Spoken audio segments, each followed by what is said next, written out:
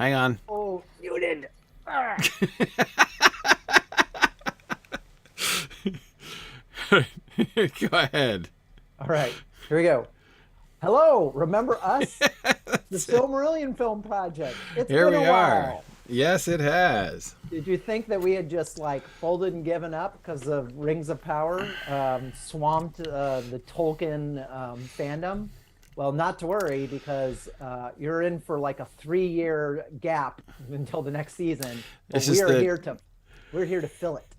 This is the Tolkien adaptation that was here years before it began and will be here still going years after they finish. That's right. It's going to keep plugging along. We'll never go away or take a 3-year break for production because we're not making a real show.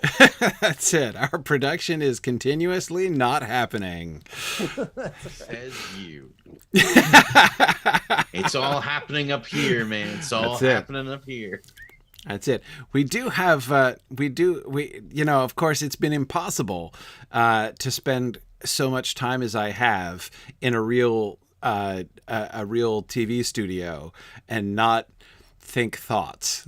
Like, I have to confess, I have had SilmFilm related thoughts while I have been in the studio. So the next thing we'll probably do is start passing the can around to start, I think if we all put our pocket change together, we could purchase the rights to the Silmarillion and then off we'd go. Cool. $400-500 million. What's that between? It's all it should take, people. So, yes, or we could have purchased the entire IP from Saul Zaentz for about the same amount of money, alternatively. But anyway, since we're talking about modest goals, good evening. Hey, I see Bjarnasonar has caught up with SilmFilm this month. So there we go. Excellent. I see that the gap is useful for catching up purposes, though it does mean, Bjarnasonar, that you're going to have to wait longer in between episodes from now. It is the hard thing when people binge to catch up, and then they catch up, and it's like, oh wait, right, okay, yeah. 2-week gap. But left yourself a backlog. Absolutely. But anyhow, this is it is so good to be back tonight. We're back with a bang too. I mean, we're back here tonight with talking about the outline for episode 4, which is the Beren and Luthien bottle episode. Tinuviel is happening tonight. That's what we're going to discuss. How do we handle? So we're going to, no big deal. We're just coming back to like what is possibly like the cornerstone scene of all of Tolkien's fictional creativity, right? I mean, like the foundation of all of Middle-earth right here. So there we go. This will be a fun thing to talk about. Let's have an elf human romance where the human doesn't completely unsurprisingly turn out to be Sauron. I was, yes. Words hurt, Dave. I'm just saying.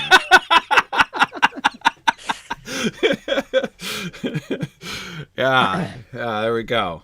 More effectively done human elf romance. Yeah, we're going back. We're going back to the start here. To the start. Yep, to the source. All right. Well, before we continue any further, a couple quick announcements. First of all, this week has begun Signum's annual fundraising campaign, our fall fundraising campaign, which we pushed back a little bit because things were a little hectic, and I wanted to make sure things were a little clearer for us to be celebrating Signum University, what's been happening in this past year, what's coming up, and of course, celebrating our wonderful supporters who have done such amazing things. Your generosity this past year has been overwhelming. We set enormous records this past year in giving to support Signum University. Our annual fund was awesome this past year and has really helped some tremendous growth for Signum. I'll be talking more about that and other stuff at our webathon.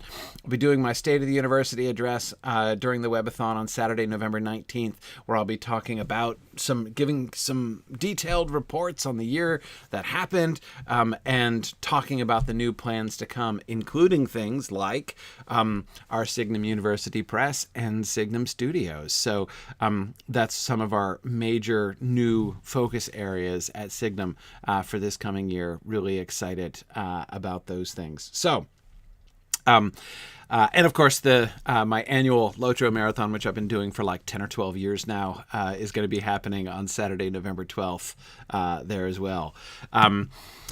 In addition, upcoming moots, one upcoming very soon indeed. SoCal Moot is happening the day after tomorrow in Carlsbad, California. So I'll be out in your general area there, Dave, for down in SoCal for our moot this coming weekend. Going to be great fun. Looking forward to that. Never been to Carlsbad before.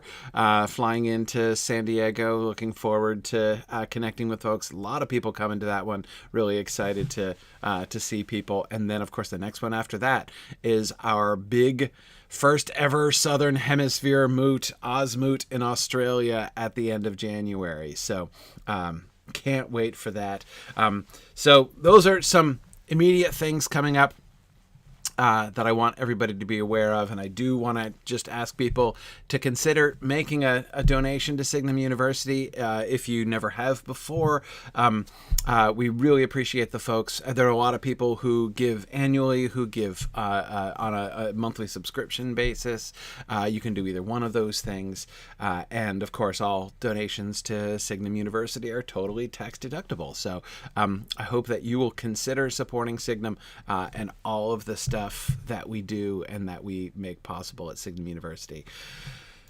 Now, I love how Maria's like, okay, I'm not even giving you the whole map to stare at the beginning of today's episode. There's only one thing that matters in this episode.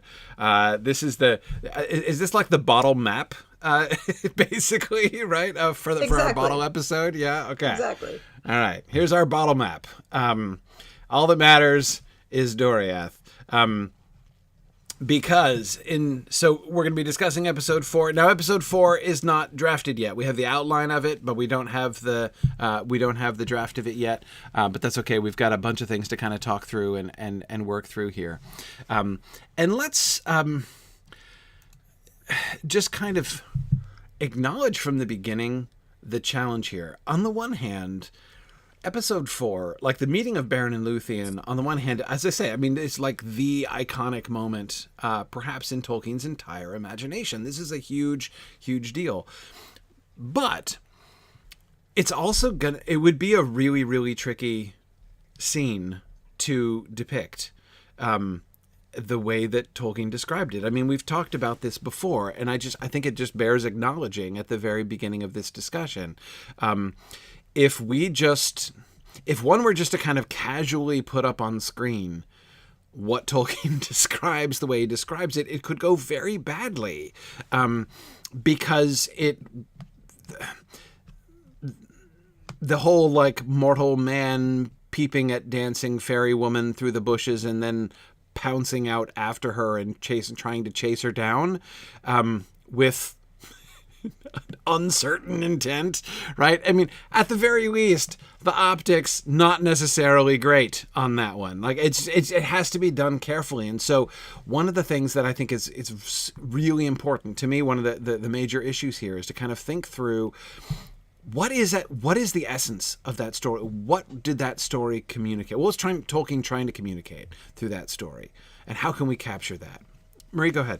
Yeah, because I agree with you that the optics are a little tricky. And yeah, part of it is, obviously, this is autobiographical for him. Yes, this is recalling a moment where he spent with his wife while she was dancing in the woods, right? And he knew who she was. Right. In that memory. She was not a complete stranger. Right. This wasn't a random girl dancing in the woods. That he pounced out of the bushes at. Yeah, exactly. His wife. So the fact that he shared this special moment with her and it, stuck in his memory as a beautiful representation of their love. That's great, and I'm really happy for him. But they knew one another. Exactly. It's the difference between, you don't take a long walk on the beach on a first date with someone, because then you're just kind of like awkwardly like, what? Like, who are you and what are we talking about? Like, it's not a romantic thing to do with someone you just met. It's better for when you know someone and you want to spend time with them and you get to take this quiet moment together and like savor their company. Yeah. So I kind of feel like that's the disconnect between his memory and his appreciation of that moment versus what would be actually happening with Beren and Luthien as characters in this moment. So our first attempt at mitigation is to have Luthien well aware of Beren's presence. Right. That she knows he's there. And the viewer knows that she knows he's there. So that even though we're seeing this scene in this episode from his point of view, so he's seeing her for the first time and this is all new for him, we're aware that he's not like sneaking up on this girl. Yeah. That we removed any question of that from the audience's mind. Well, we removed some of the optics of that from the audience's mind. As a starting point. And our goal throughout this episode is to have the two of them connect on a real level, so that by the end of the episode the audience will believe like, these are two people who know one another, who love and care about one another, that want to be together for reasons other than, wow, she's really pretty. You know, like we're trying to forge a connection between these two characters so that the audience can believe that their moments spent in Doriath together were a real relationship and not just whatever it might appear on the surface.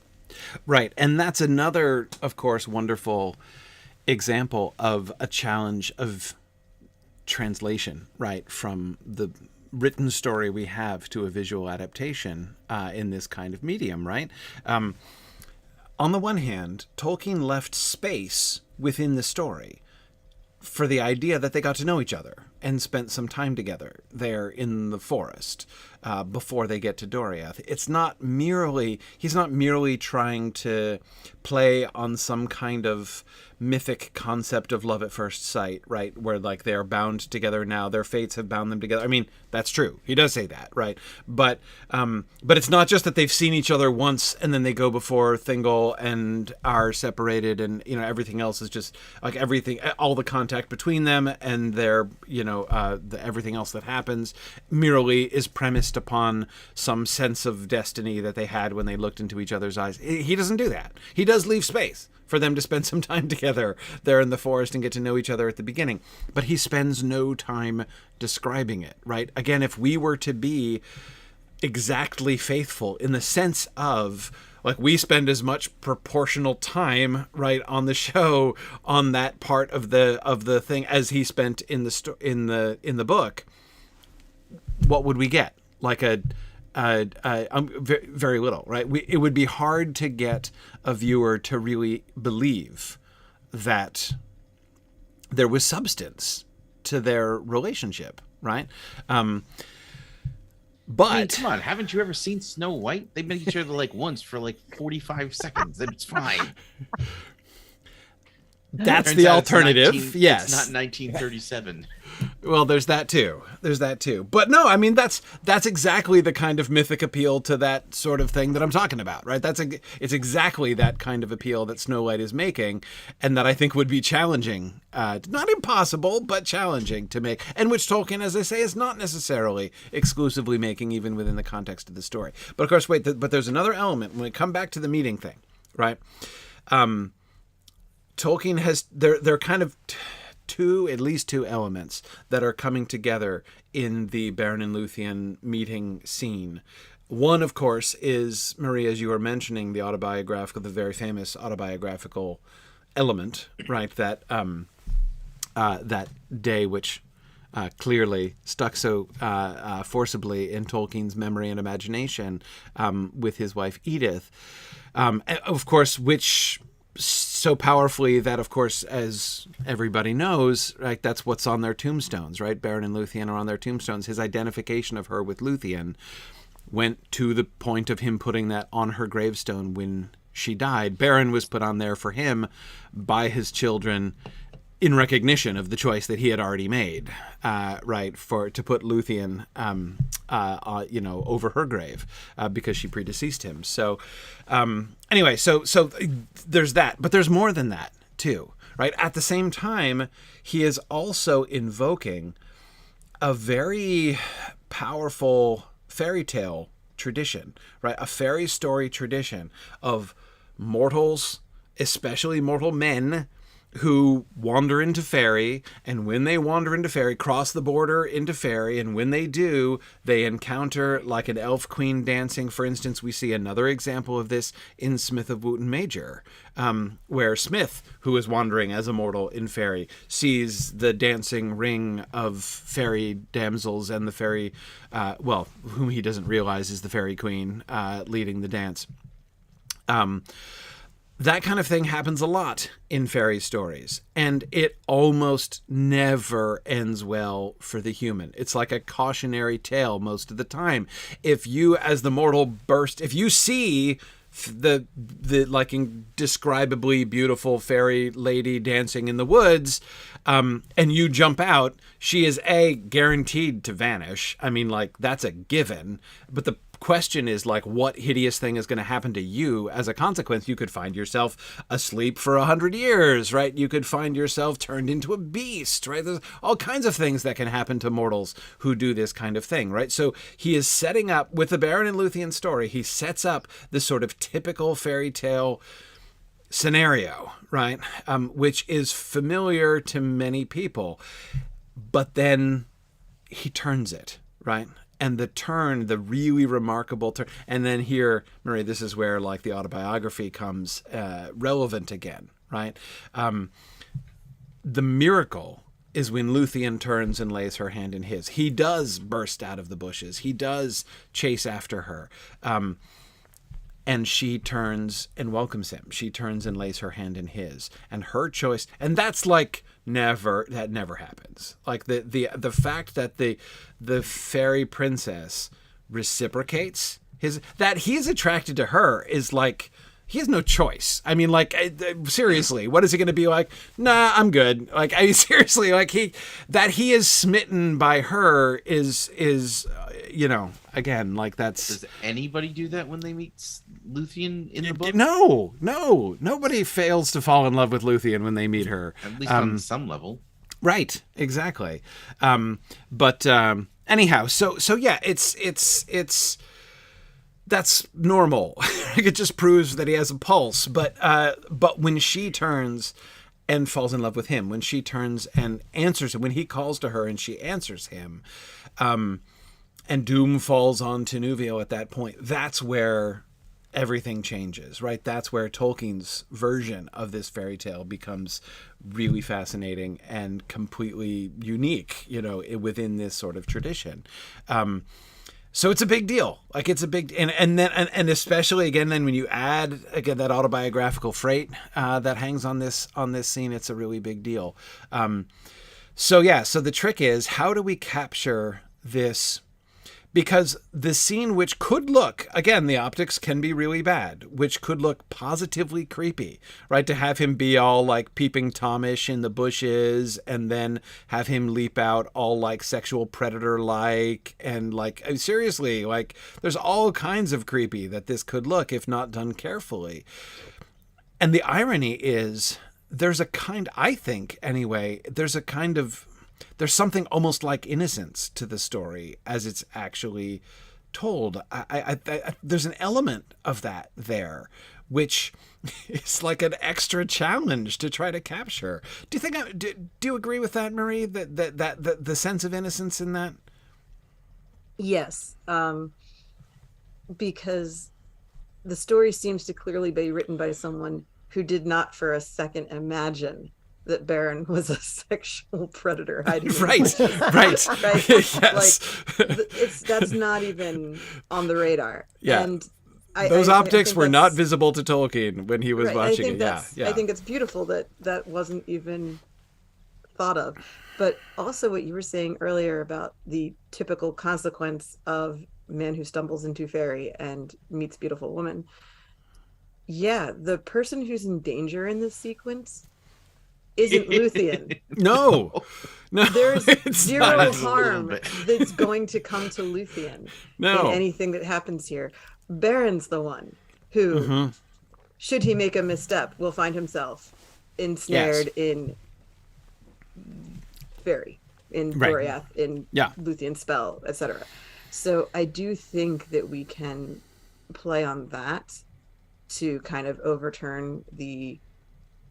If we're going to imply that anyone's in danger, we don't have to make it look like some scary guy is chasing Luthien through the woods, because Right. Luthien's not scared Well, at all.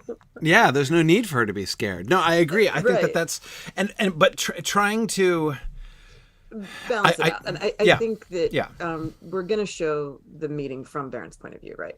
So Yeah. he first wakes up and is like, where am I? And what has happened? I'm, Mm-hmm. apparently not half starved and dying like I was last time I was conscious. Right. So he's Right. kind of waking up of like, things seem okay now. And I'm in a beautiful glade in the woods and there's like sunlight and dappled whatever, just like, it's one of those mystical things. And, he hears music and he hears a voice singing and he just goes to investigate. So I think we can show like the wonder and curiosity that draws him towards where Luthien is without it being creeper in the bushes, Right. because we're going to be following him. He's not going to like hang out and peer at her. He's exploring his surroundings and stumbles upon Luthien. Yeah. Yeah. And it's Yeah. important to note that we have already set this up, Right. with Thingle and Melian, and in that situation also the person in danger was Thingle, Yeah. not Melian. Absolutely. Absolutely. He was transfixed for centuries. Yes. Like he lost time off his life. He lost people. He lost his brother. Like there's a whole there are consequences to what Yes. happened to Thingle, and there are consequences that are what happens with Beren here too. Yes. We just haven't gotten to them yet.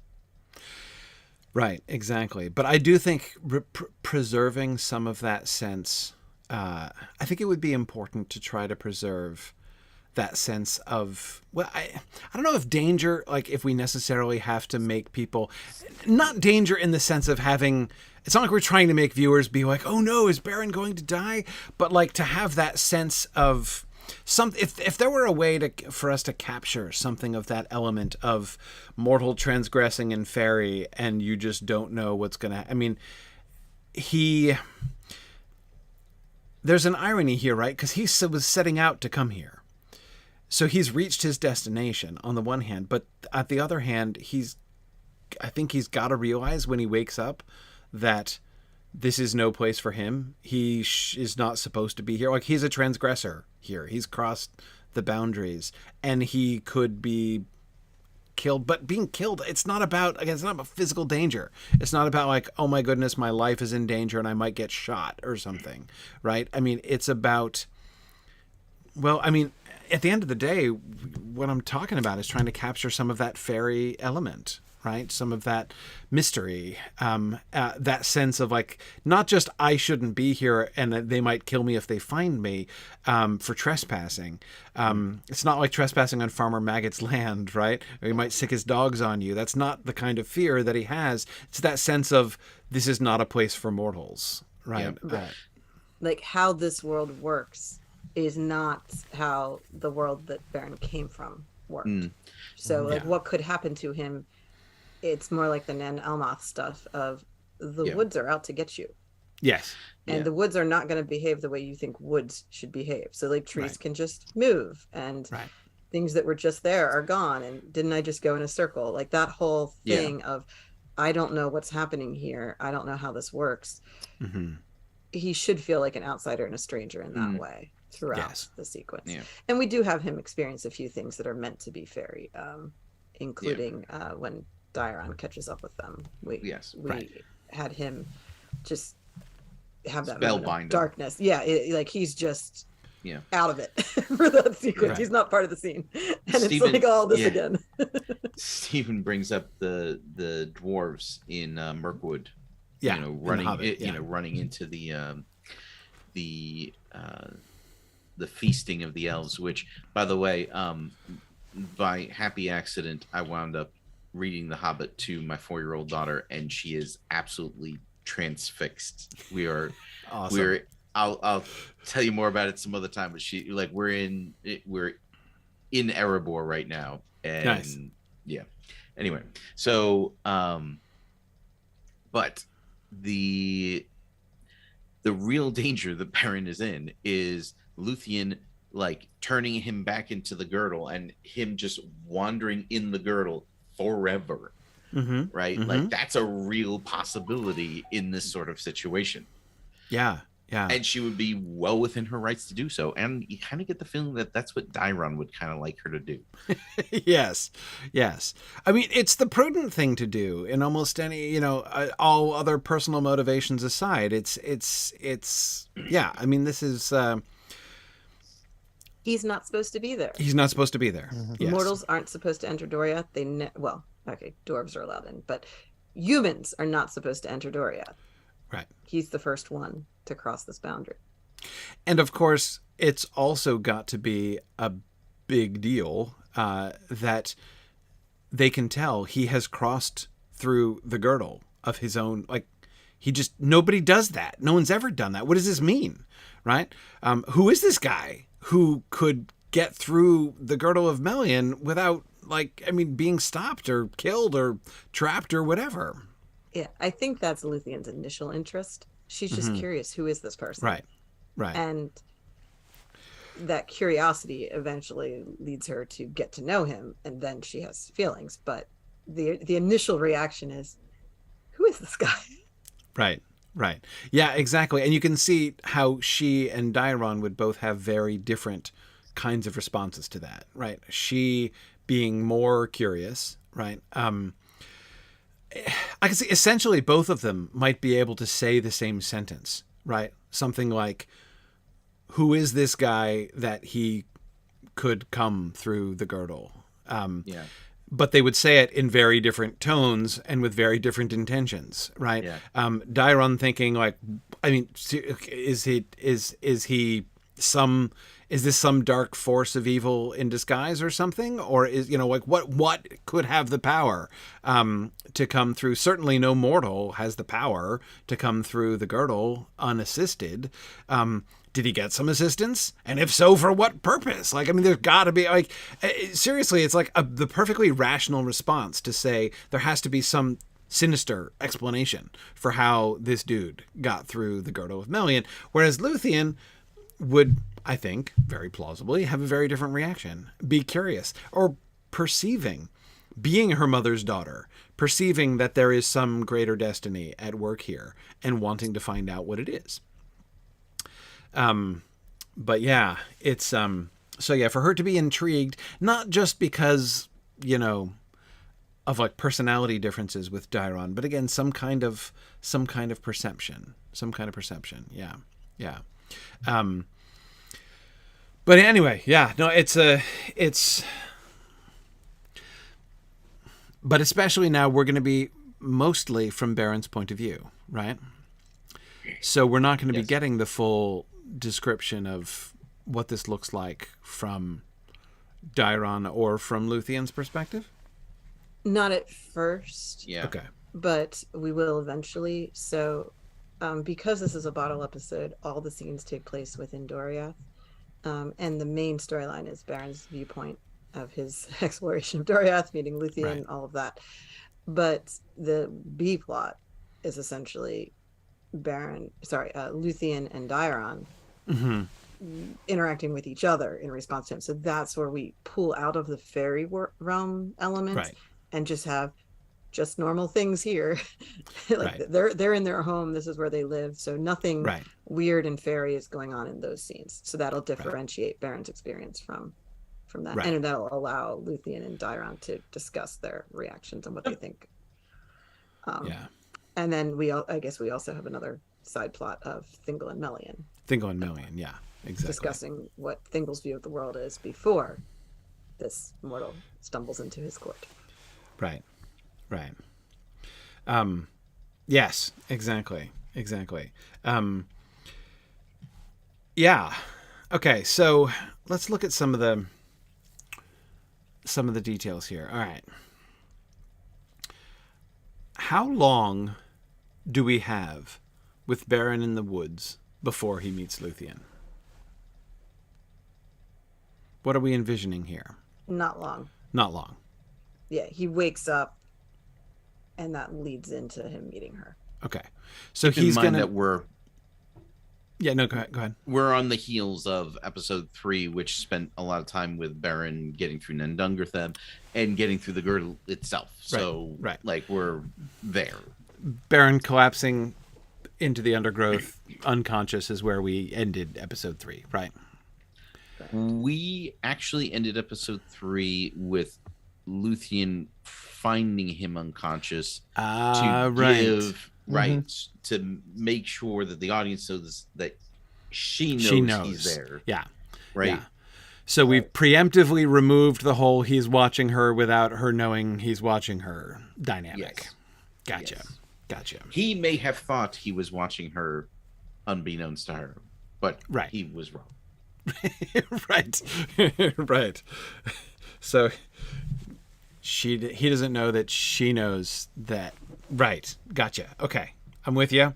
No, and I think that is smart. That's a nice preemptive move against the optics, the potential creepy optics of the scene, for sure.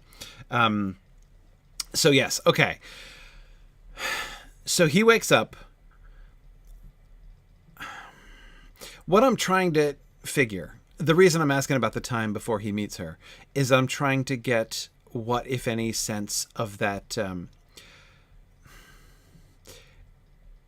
that sense of Faerie, right? That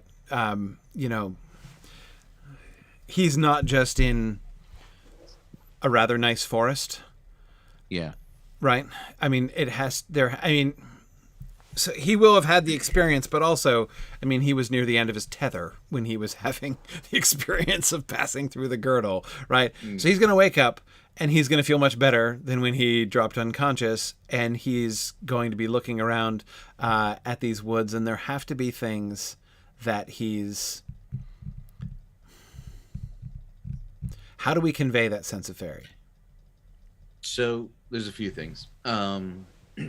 One is that the music is both inside and outside his head, right? The music, I was going to say, this sounds like the time we need to pick up the red Philip Menzies phone here to help us solve this problem, right? Yes. But he is, to a significant degree, healed of his hurts, right? And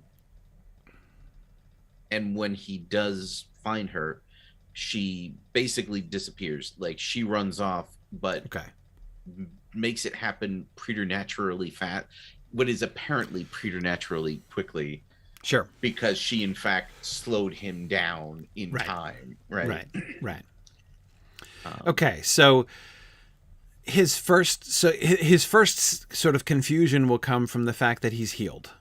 Right. And so he'll be confused. He'll be healed and confused that he's healed. Doesn't know what has happened to him. I like the idea. So the musical thing, the thing, of course, that I think is we could do a really fun thing with here is the play on diegetic music. Right. That is, the theme is playing, but we don't realize that he can hear it within the world of the show right away, right?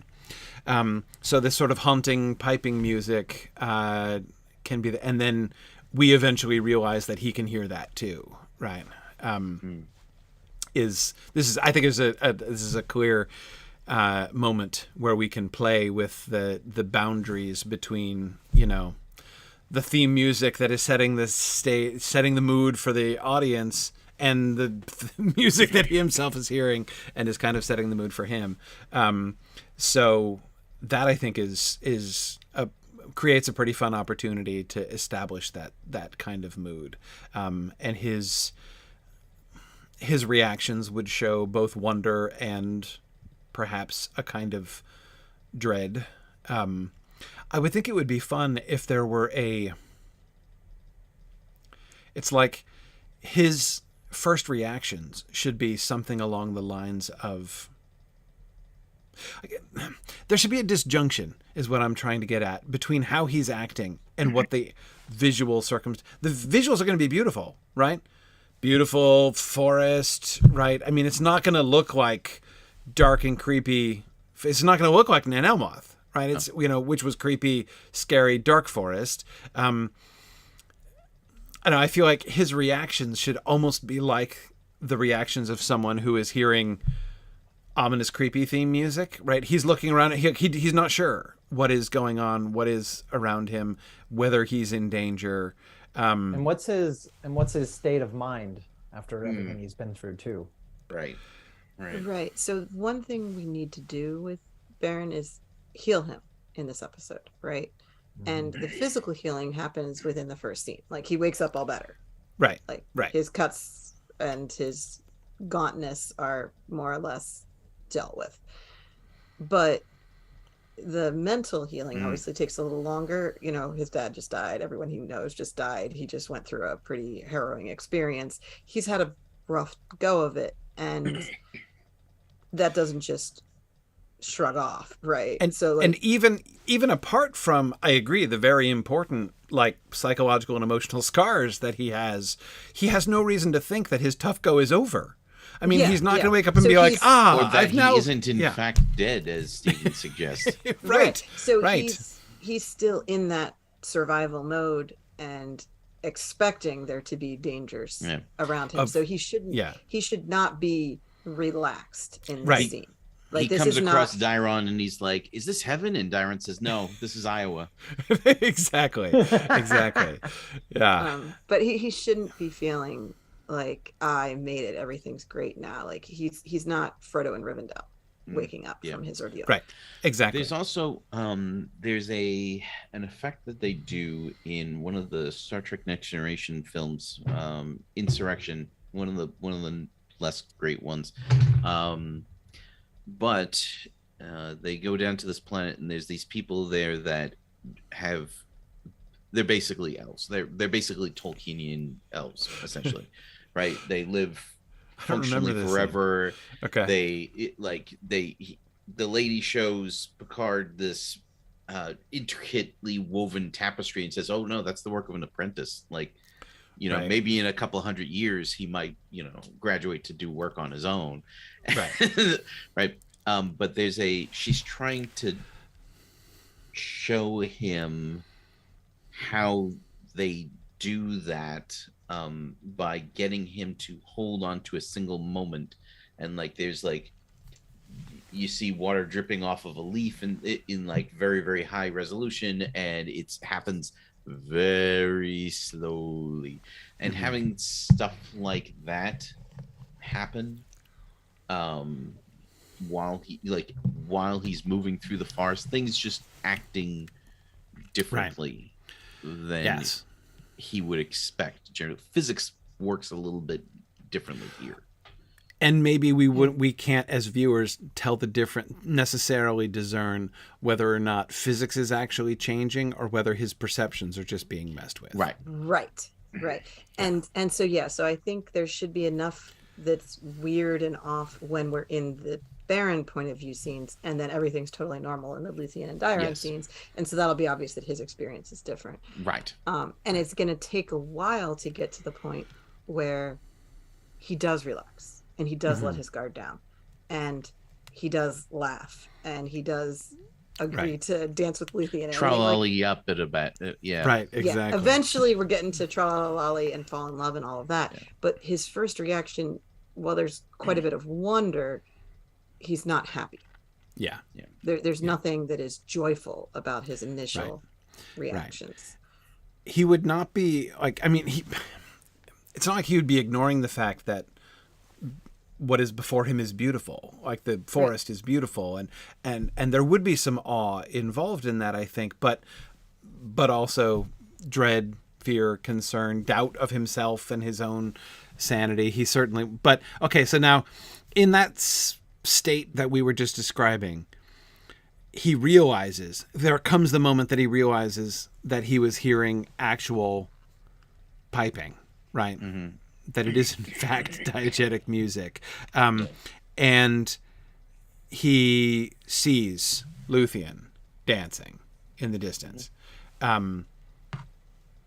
What's going on in his mind here? How does this strike him? I mean, it's Luthien. She's the most beautiful woman in the history of the world. Like, on the one hand, it's a simple question, but like that he's attracted to her. Okay, like yes, like yes, but that doesn't. It's not a complete answer to the question, right? So I have the way that I have always interpreted, like the way I've always imagined him in that scene when he first comes upon her, is that there's at first this moment of, if I just kind of stay back here, like I can kind of preserve this most beautiful image I've ever seen in my entire life. Like me even saying something or speaking up, like, yes, it could from certain perspectives be kind of creepy that he just sits there and watches her without announcing himself. But he's got to know that when he announces himself, that scene's going to change. And it's not going to be as good as it was a second ago. Right? And there's again, like even going back to the fairy story tradition, right? The coming upon a fairy princess dancing in the woods is not the problem, right? Like, that's not what the mortal does wrong. What the mortal does wrong is, like, the transgression is crossing the boundary, right? Yeah. If you try to enter the clearing to join the dance, to whatever it is your intention to do when you cross in, that's the transgression that gets you into trouble most of the time. So there's a sense in which, again, and it competes, you know, Nick, as you were just implying, with, again, like modern sensibilities and with the optics here. It could look creepy for him to be like, no, I'm just going to watch from the bushes. I'm good. Right. But there's a sense in which the wonder and awe thing should take care of some of that. Like, he's not calculating his decision here. Yeah. He's just like transfixed. Right. And I think you can convey that where it's not like, let me very cleverly hide myself behind this tree and like peek out, versus just, I heard something, I saw something, I moved towards it, and then steps get slower, jaw drops, all of that sort of thing happens, and he's just left standing there like an idiot. Right. And by the way, again, as we were recalling before, we already have a precedent for just such an idiot, right? And in fact, we can do a visual parallel with Thingle standing there transfixed when he comes across Melian before. So a deliberate visual parallel here at this moment would also help for people with retentive memories. That was what, season 2, so that was a while back, but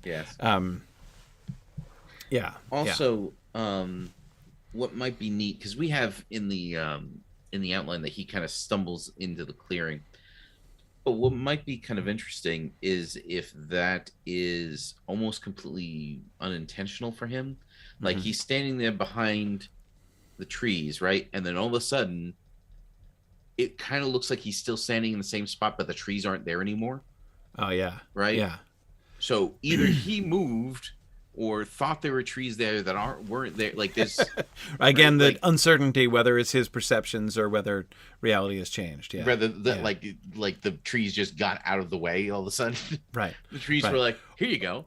Or has he been transfixed in place for so long that those trees died of old age and fell over and new trees have grown? That probably did happen to Thingle. It probably did happen to Thingle. Not in this case. But again, but it's that kind of situation, right? And that's the kind of thing that can happen to mortals in this kind of a situation. I mean, there's precedent for that kind of thing. our timeline for this episode is about 1 year. Right. Okay. So we do have a full year. So that's interesting. Okay. Well, it's based on Aragorn's song, which I realize is not written as a like historical documentation of exactly what happened. Yes. But there are some changing seasons within that. Yeah, he does talk about seasons. Yep. Right. So the he idea uses is the seasons as like a framing mechanism for the exactly. whole thing. So it's a very artistic device in a song that was written thousands of years later. Right. So from that point of view, it's maybe not meant to show what really was happening, but we can use it for the same reason. Yeah. Exactly. Just that we do allow some time to pass here. So we're giving him about a year to work with. Okay. No, that's nice, actually. That's really good. So, but anyway, I love that idea of like him looking up and things have changed. Like, has he moved, or what has happened? Has she moved? Has he moved? What's going? So now instead of standing in concealment, he's still standing there transfixed, but he's in the open, right? That's how it happens. And then, how does the running start? Who starts running? Him? Her. Yeah. She starts running. Okay. Diron starts running too, but we don't see him. Yeah, well, because to be honest, nobody cares. So, well, right. As the song says, it was music of a pipe unseen. Yes. So Diron is not visible in the scene. We hear his music, but wherever he was, Beren never noticed him. Which I kind of feel like even if he was standing right there, Beren would have maybe wouldn't notice him. No, exactly. Him. Nor should we. One of the biggest fights that Marie and I have ever had on the show is whether or not Diron should be present in this scene. Right. Talk about your third wheels in important scenes, right? Yeah. I wanted the music. I wanted the pipe music. So we compromised. Okay. So we get the pipe music and we don't see Diron, which is That's fine good. with me. I never actually wanted Diron on screen. I just really wanted the music. Yep. Agreed. And by the way, that's delightful, of course, because even once it becomes clear that Beren himself is hearing music that we thought might have just been the soundtrack, right, of the show, there's still no obvious musician, right? So there's still no source for even if it's confirmed that it's diegetic music, there in the scene, it still has no source, and so there's still going to be an element of kind of wonder about that. I think that's really cool. Okay, so awesome. I love that.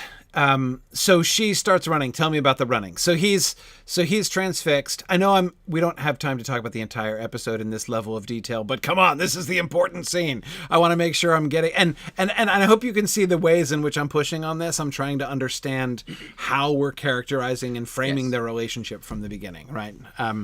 Okay. So he's transfixed. Then the scene changes around him. She's still dancing, right? And he's coming to as if like an indeterminate amount of time has passed that he's been transfixed. Right. In awe. So he's suddenly having the dream where you're standing in front of your class in your underwear, right? That's essentially the feeling. Right. He's like, oh. Yeah.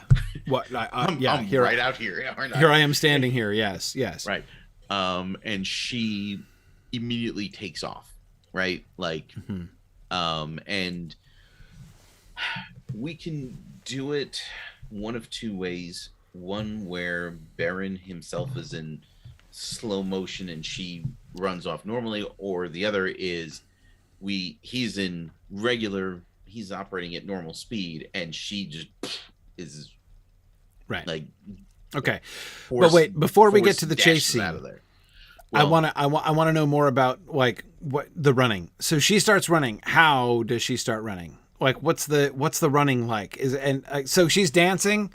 What is she knows he's there the whole time. She stops dancing. She doesn't necessarily know that he's watching her.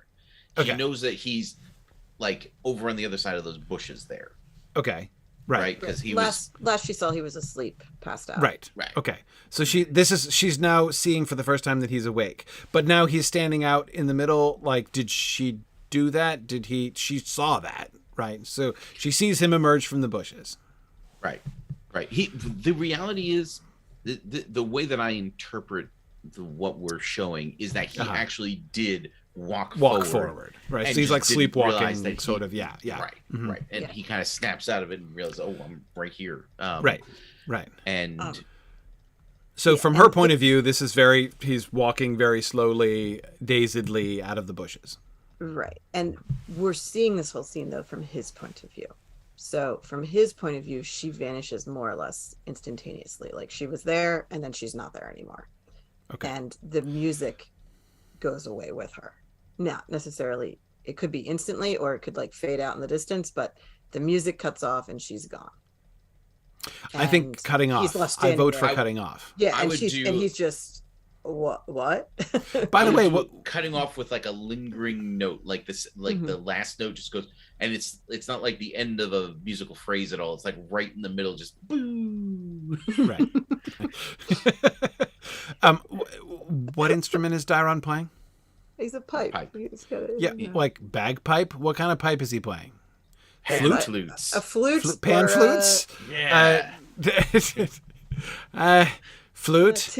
Tin whistle. I mean, I don't know. Tin whistle. Yeah, I'm just like pipes is a kind of a vaguish word, you know.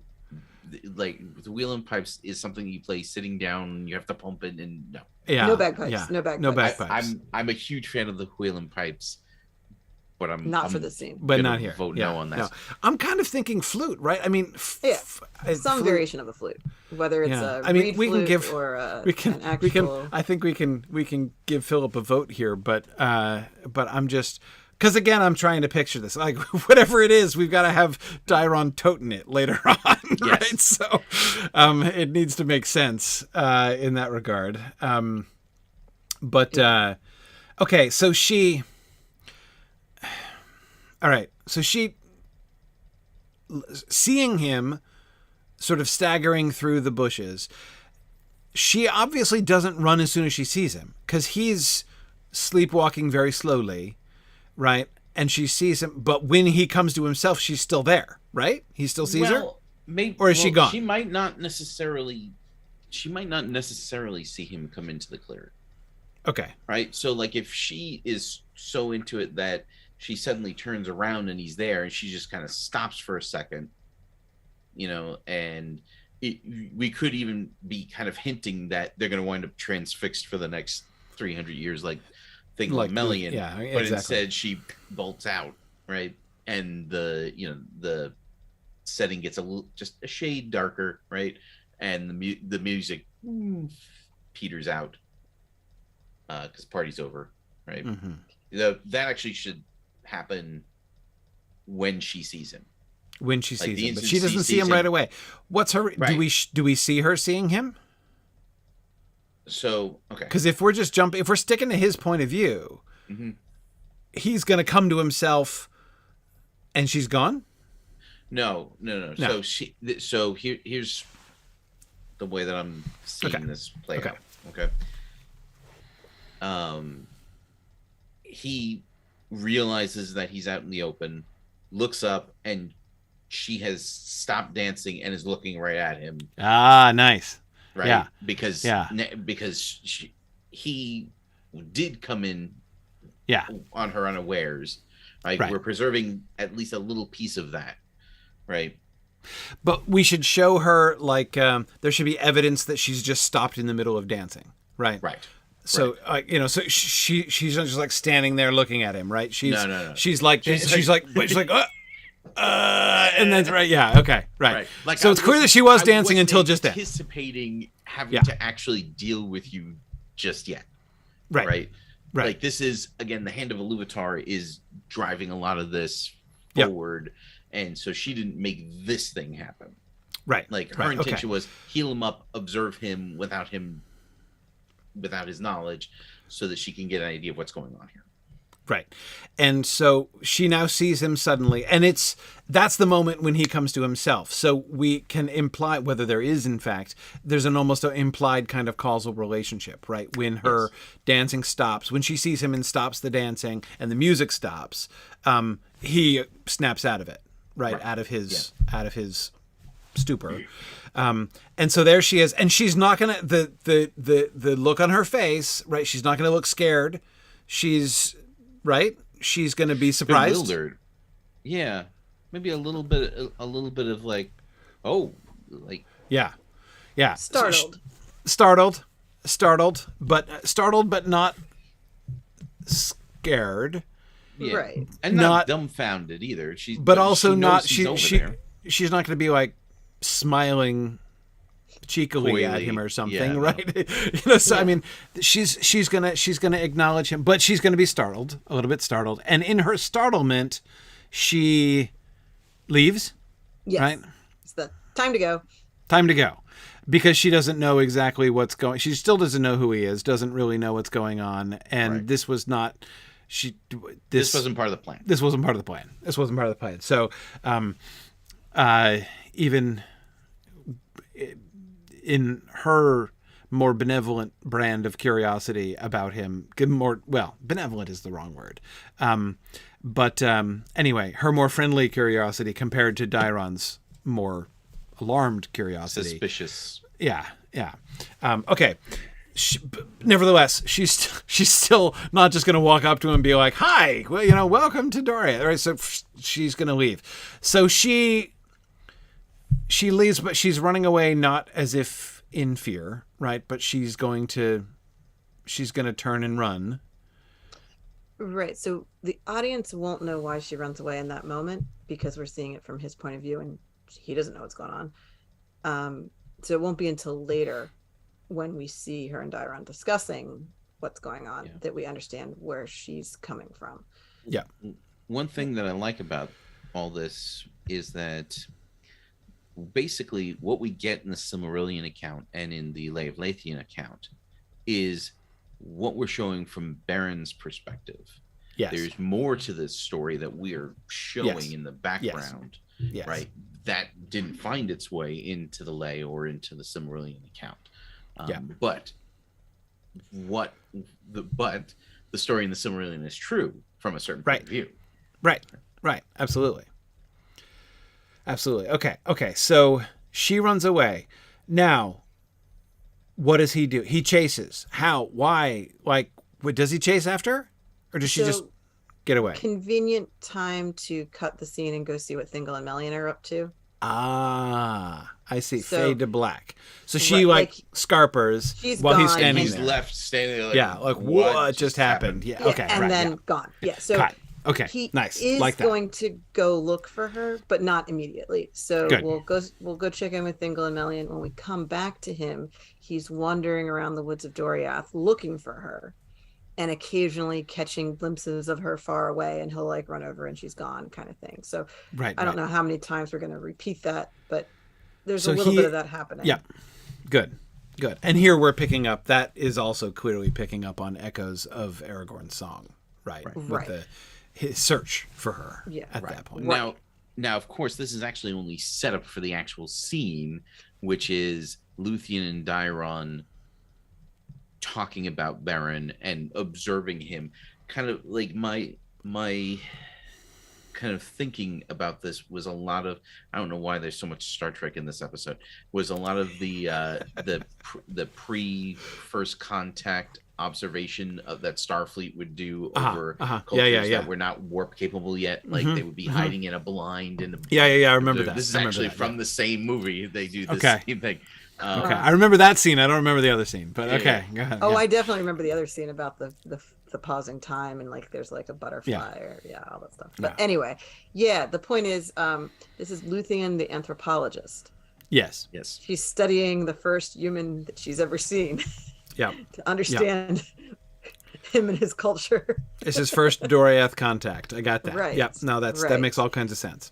So it's that academic curiosity versus plus the the very real perception that something momentous has clearly happened. Yes. Whether it's a momentous good thing or a momentous bad thing, it's a momentous thing that is happening. The fact that he crossed over the girdle is a huge deal, and that's the interest in why we should figure out who he is and what he's about. Yeah. And also a reason to be a little bit hands-off about it. Like, because if you confront him, then you've lost your opportunity to figure this out on your own. Like once you Yeah. confront him, now he knows you're onto him and all that stuff. And, Like, you know what I mean? and you It's give like- him the opportunity to lie to you too. Right, exactly. So if you observe on your own, you can form your own opinion without him. Yep. Yeah. So that's where both Luthien and Diron are in the beginning. Right. Okay. Like No, slightly different viewpoint, but still, let's do the anthropological study to Yep. understand this human who has crossed the girdle. And then, as time goes on, Luthien's like, or we could just spend more time with him. He's really That's nice. right, because he's also kind of dreamy. Yeah. No, not that, but just like he enjoys hanging out with him, you know. Right. And Darren's gonna be, but she's like, I mean, it's kind of Right. Exactly. He's there's okay. So all right. Let's.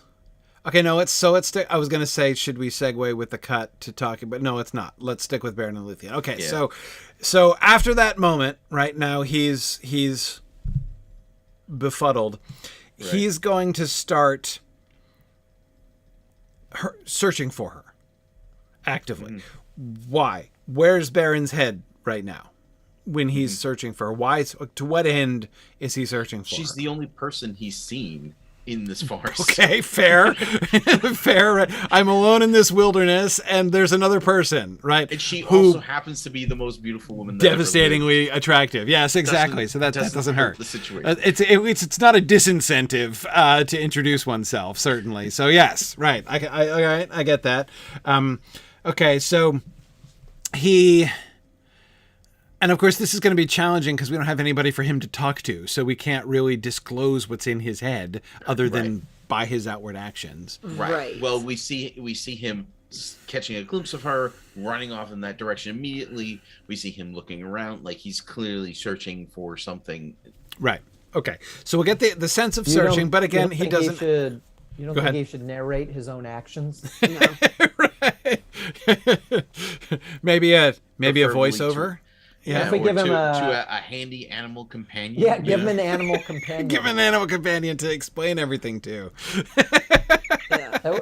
That would be a very, at least Disney fairy if there were a bunch It of would be animals. all of a sudden we've gone from traditional fairy story to Disney fairy story. Yep. So Yeah. once we do a time shift, right? We move forward to early spring. The next season. Yeah. Right. Mhm. Where we're going to do the Tinuviel scene. It's the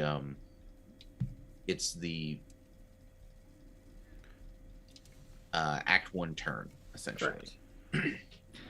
And here we're going to get this will be an actual chase, but it's on purpose. She's in on the game, right? Okay, so we're going to initiate an explicitly consensual chase scene Yes. between Correct. the two of them. Yes. Okay. Yes. All So the sequence is he calls Tinuviel, she Yeah. pauses, so they now are interacting, and basically she turns to him and is like, catch me if you can, and runs off, Right. encouraging So him this to come time with. she does give him a flirty smile before she Yes. starts Yes. running this time. At Gotcha. this point, Okay. she's like, Yes. come on, let's go here. Right. Now, a very important part of this is that he probably starts out a little frustrated because now he's like, okay, she's doing this on purpose, right? Right. Like you're literally my only connection to, I guess not human contact, to civilization. Right. And you think this is hilarious, don't you? But she is having so much fun with it that she actually starts to win him over from that. Because that's really her whole, like, that's what she does. That's the crux of their relationship. Right. A lot of it is her getting him to kind of lighten up, have a little fun, right? It's not all that dire. I know it Do seems we like have right? Do we have okay? Do we have a context for from her? We'll see him searching for her, right? Do we get any shots of her watching him? we did during, in the like, previous, prior to in this the previous scene. Yes. Previously, Yes. like while he's still unconscious, right? No. No, When Okay, he's so- searching for her. when he's searching. Okay, Right. Because he has no one to talk to. So the scene Yeah. of him searching for her can't last very long. Like, we Yeah. established that it's indeed happening, but we then move on to her in her hunter's blind with Diron discussing the funny little mortal running around who can't find them. So she's actively hiding from him in that scene. Right. Whenever her discussion with Diron, she is invisible to Beren. okay, right, yes, So we establish what she's thinking about him there. right, And then we do the Tinuviel scene where, again, he's been searching for her. He sees her again. This time he calls out to her and she turns back to him. So now something has changed. Something is different. right. Okay. Right. That makes sense. Great. Okay. So we will have a sense then, like before she gives him the flirty smile, we will have a sense of her positive and perhaps increasingly positive attitude Yes. towards him. Right. Yes. Okay. So that although he is surprised when he calls out to her and she stops and turns to look at him, we won't be that surprised that she responds to him positively, No. right? Yeah, that's correct. Because we'll have seen her having positive inclinations towards him. Yeah, and we've been with them for like 20 minutes at this point. Like, so we've got should have a fair handle on what her attitude towards him is. So he calls Tinuviel, and I think both of them should look surprised, right? That is, he should look surprised because he doesn't know why he called her that. And she should look surprised because, right? Well, okay. I don't think he's surprised he called her that. He did it on purpose because he's been searching for her, and he woke up to her singing a long time ago. So calling her a nightingale makes sense to him. That's all he knows of her. Okay. He should. His surprise is when she stops and looks at him and Right. responds to that name, like, "Oh, hey, it worked." So he calls out in earnest and with sincerity. She's a little surprised to hear it, but when she turns back to him, that's when he's like, "Oh wow, it worked. I'm actually going to talk to her now." Oh no, what do I say? and then he doesn't get to talk to her then. So Right. can we, in the previous scene when he's looking for her, when he's hunting for her, essentially, can he say something in English to the effect of, "Where are you, Nightingale?" so that we set this up a little bit? Or do we feel like that ruins the power of the moment? Here's why I was talking about him being surprised. I would kind of like to play up the idea that. Okay, oh no, hang on. No, let me go back and actually say what I said I was going to say. The reason I was thinking of him being surprised is I'm going back to Aragorn's song again, and his words are a spell, right? And doom falls on Tinuviel when he says her name, and that his calling, not only his calling out to her, but his calling her that name is like the stroke of doom. And I think it would be cooler rather than like that just to be, I mean, it means nightingale, and I agree, like if he had given her a name in his own head, like, and she's, that doesn't seem an inappropriate name to have given her. Like, it's understandable that he might have called her in his own mind Tinuviel and he'd never said it aloud. But I think it would be cooler if It's totally unplanned in that way. In So part you want it more because to be speaking in tongues like Frodo yeah, in Shaleb's Life? Yeah. Okay. yeah. I was like, I think I know where you're going with this. And That's yeah, exactly the that's kind fine. of sense of That's it fine. that I think would be cool, just to kind of play on that, like both the sort of the magic spell kind of element of it, but also that there's something here beyond what either one of them, like they are not falling in love just because they find each other attractive, right? There's more going on here than just that.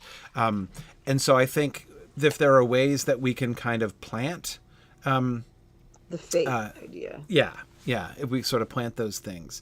But now, Jason, I agree with you that the doom moment is when she stops. But again, the language in Aragorn's song is really suggestive here. That there, and I'm not saying that it's just literally a spell, like he is ensorceling her with magic when he says her name, but the power of that moment.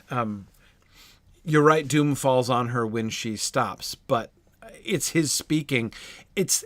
I think that his words are metaphorically being compared to a spell in the poem at that point. But I would kind of like to preserve that sense of magic, and convey that sense of magic.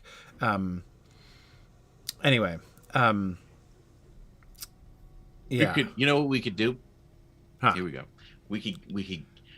So in the very beginning, he's dreaming of the song that's in the outline. So he would, in the dream, right? I know you guys are gonna love this. This is Okay. this All right. is Hang big on. one. This Wait. is big in the hang on, dream, wait. a nightingale What is dream? singing the song at the very beginning in scene 1. When he's dreaming. Before he wakes up, he wakes up from a dream. Wakes up from a dream in which the music is playing. Uh-huh. Right. And so the dream is that a nightingale, the music is coming from the mouth of a nightingale. Uh-huh. Right. The piping. And so it's a piping nightingale. Yeah. Yes. Right. No, I disagree with this idea. I already threw it out in my own brain. But I was gonna say, Nick, I'm shocked that you're suggesting we hand. I know. No, this sounds like a suggestion I would make, and really that you would needs a laugh at me vision. for. The character needs to have a vision that explains their choice in this matter, Nick. So we need Beren to have a vision. Okay. That's true. I don't know necessarily that I would recognize a nightingale on sight, to be fair. So they're a light gray color. Yeah, but so are catbirds. Yeah, that's true. They don't look unlike catbirds, but they're Catbirds I'm very familiar with. But nightingales are pretty little birds. They're fine. Yeah, there's nothing ugly about it. There's nothing weird or bad. There's nothing weird about nightingales. Yes. Which is why it's hard for most people to recognize them unless they happen to be a birding enthusiast or Marie. So right. I'm not an expert on nightingales either. That's not what I said. But I have looked up pictures of nightingales for Silmarillion related reasons at some point. Exactly, like you do. That's nothing wrong with it. Okay, all right. Anyway, so whether or not he's surprised or not, but it should be his crying out to her should be momentous, right? He cries out to Tinuviel. She hears it and is not startled this time. Is she startled or is she not startled? I mean, her reaction to him is going to be different. But is she surprised? Does she know he's there before he calls out? Oh, she definitely knows he's there. But what she didn't know that he was going to call her Tinuviel. Yeah. Okay. And so she might startle for a minute and then smile and then decide to actually like play a game of tag with him. Right. Today is the day when we because that's interesting. What you just did there, that's interesting. And I need to find out more about what's happening here. Right. And I'm not going to find that out by just observing you from my duck blind. But at the same time, she's not just going to stroll up and say, hi, why did you call me that either? No, that's not how Luthien handles things. No, she handles things by playing tag. Tra-la-la-lally. Tra-la-la-lally. Right. So we're dancing. We're piping. Music? Is there piping? I don't think Diron's here in this scene. Diron's not here. I think Diron might have some words to say if he were involved in this. The piping would probably have ceased by this time. Yes. Yeah. Yeah. This is just the two of them, and she's trying to draw Beren out of his shell a little bit. So like the tag game is like, come follow me, come with me, but also lighten up a bit, dude. So Right. like it's she's trying to draw him out in a way. And also, I mean, adults don't necessarily do this as much, or at least not in the same way, but like children learn about each other through play in this way. Like, this is how you see two children and one initiates a play gesture of some kind and waits for the reciprocal gesture, and like, oh, okay, so we can do this. We're now interacting in this way. Yes. Right. Yes. Yes. Yes. Yeah. Often chasing around the yard, for instance. Like, I'm going to run away, and are you going to chase after me? Right. Yeah. Is one like of those gestures that you can run happen. up to the other kid and then run away a little bit and turn around Yes. and look. Yeah, exactly. No, that's a totally normal, totally normal for 4 and 5 year olds to interact that way. Yes.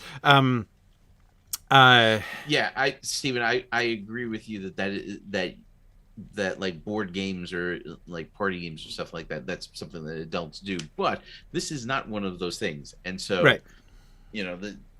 But the tralala thing is a mark of the in some ways childish nature of the elves. Yeah. That's why the dwarves kind of find them a little irritating, at least according to the Hobbit. You might think them foolish, whether or not that's a very foolish thing. Which would be a very think. foolish thing. Yeah, to think. absolutely. Oh, I just wanted to mention, Dennis, you came in a little bit late. We already talked about the first scene where the parallel with Elway. The stuff that you've been commenting on, you missed the bit that was relevant for. We're on their next meeting now, I just wanted to point out, Dennis, we're a little past that. Okay, all right. So she turns away and sort of runs with an obvious invitation for him to chase her, to come after her, and he is chasing after her now, and so we have now. Fun is happening. By the way, the other element of this here, fun is happening, right? Commence fun. But it doesn't happen instantaneously, I don't think, at least not for Beren. Right. He's allowed to be slightly annoyed and or frustrated by this entire situation. Be like, right. Seriously, you're going to make me run again? Like, So like at first he's really impressed that what he did worked. Like, right. I called out and she stopped. And she stopped. Like, and looked at me. Right. We just had eye contact right there. Like, yeah. A thing was happening. And this then she's is progress. Like, come get me. And he's like, really? Right. But right. He obviously takes her up on it. So yes. And another element I think here is that she's been healing him. Right. I mean, that's been happening since before he woke up. Right. She's been healing him. This also has to be part of that. Right. Like I think Beren hasn't smiled. When was the last, has the actor who played Beren ever smiled on set at any point yet in this show? Like, I'm not sure he has. Has he? Was he ever happy? I mean, I guess not since the battle in any case. Yeah. I mean, he doesn't have to have, yeah, we've definitely given him some grim outlooks on life. Kind of grim. That's what I'm recalling. Mm-hmm. Like, even within the Outlaws, he was particularly. He was on the grim side. On a mission, and we have to save the people, and we have to kill all the orcs. So he was pretty mission driven for the whole 5 years after the battle or whatever. So yeah, he's not been the happiest, cheerfulest of guys. And now, like, his father and all of his friends have been killed, and he's been under various forms of traumatic stress, and now he wakes up and he's confused and stuff. But so anyway, the very few reasons to smile. Very few reasons to smile. So the point I'm getting to here is that I think when does he smile? He needs to smile, and there's. And I think that we can use that to sort of signal something really important here, right? There's a kind of, because there are two things going on with Beren at once. On the one hand, there is his destiny, right? Doom that has come upon him, and this is like what is meant to happen, and this is the fulfillment of this like calling for his life that he didn't know about, right? but at the same time, he's also wounded and needs healing. And she sees that he's wounded and needs healing. And she's already healed him physically. But I would think she would also be motivated to try to... she's got to be aware of the fact that he needs a little tra-la-la-lolly in his life at this point, right? That's going to be an important part of the healing process. Anyway, I'm just kind of thinking about. We when we discussed it during the script discussion, we also were like, at what point does Beren smile or laugh in all of this? And in Act 2, we have the first scene where they have a conversation together. So right. Not just chasing each other through the woods, but actually talking.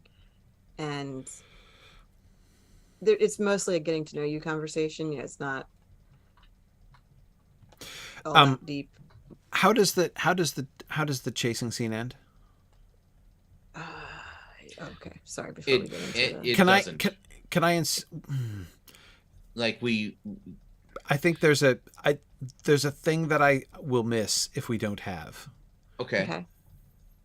We laying her hand in his. Right. Yeah. So it's not like it's a law that we have to do that, but I would in my head I'm imagining the chase. That's how the chase scene ends. Like the chase scene ends with him coming and like, her like letting him catch it. Like when he is chasing after her, and then he comes into a clearing and she's there, not running, right? And he comes to a stop, right? Because he thought she was still running, and then she approaches him and. And reaches out her hand, and he holds out his hand, and she puts her hand in his tableau. It's kind of what I'm picturing. And then after that, we can be friends, and we can be hanging out and having conversations and picnics following that. So no? We kind of felt that it was a little early for the level of intimacy that's required there. Now, it is true that that's kind of a Western thing where you'd be afraid to touch somebody's hand for fear of giving them the wrong signals. Mm-hmm. Right? But I don't know if that's escapable. Visually speaking. Yeah. Like, because if we do that, we're saying these two are now an item. Which it might feel a little basically you don't want him to go too far on the first date is what you're concerned about. Yeah. And there is the actual date. There is an actual date. There's an actual date. Yes. The picnic, right? Which is a couple of scenes from now. So okay, right. As far as their plot line moving up to the picnic. Right. I'm just I hear you. And I'm not saying the laying her hand in his has to happen literally. Like we can capture that concept without the actual physical gesture happening on screen. So we're gonna have the tag followed by the getting to know you conversation. Okay. With then the picnic date. And then there's a scene where she's gonna try and teach him how to dance and he's terrible at dancing. Right. So there are plenty of opportunities for a laying of hands at that moment. Yes. Hands shall be laid in hands at various points. Right. It's hard to teach someone to dance without any hands. Sure. But I'm just, Yeah, I know. If you're wanting that, just the iconic moment. Yes, the iconic moment. Okay, here it is. Yeah. But if we do that tableau of she chose him before they've even really spoken to each other, then what did she choose? And that's part of what our challenge was throughout this episode, was to make sure she chooses something that she knows what she's choosing. I hear that. I mean, of course, you can't get away from the fact that in the book, her laying her hand in his is meant to be shorthand for she falls in love with him and accepts him. Like, right. Because the story needs the shorthand at that point. Sure. Yeah. So we kind of just extended it, and like I said, there will be hands laid in hands, but in a tableau perfect moment scene. Yep. Maybe not. So if you really want the camera focuses on them holding hands kind of thing, when she leads him into Menegroth, Yeah. We can definitely have her take his hand and lead him in. Ooh. So yeah.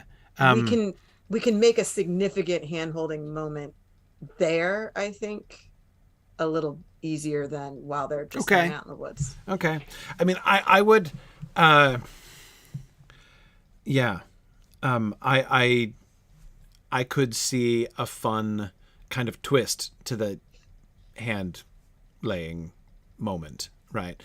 Where we're taking it out of its original context, but investing it with a similar significance, but in a new context, could work interestingly, I think. Yeah.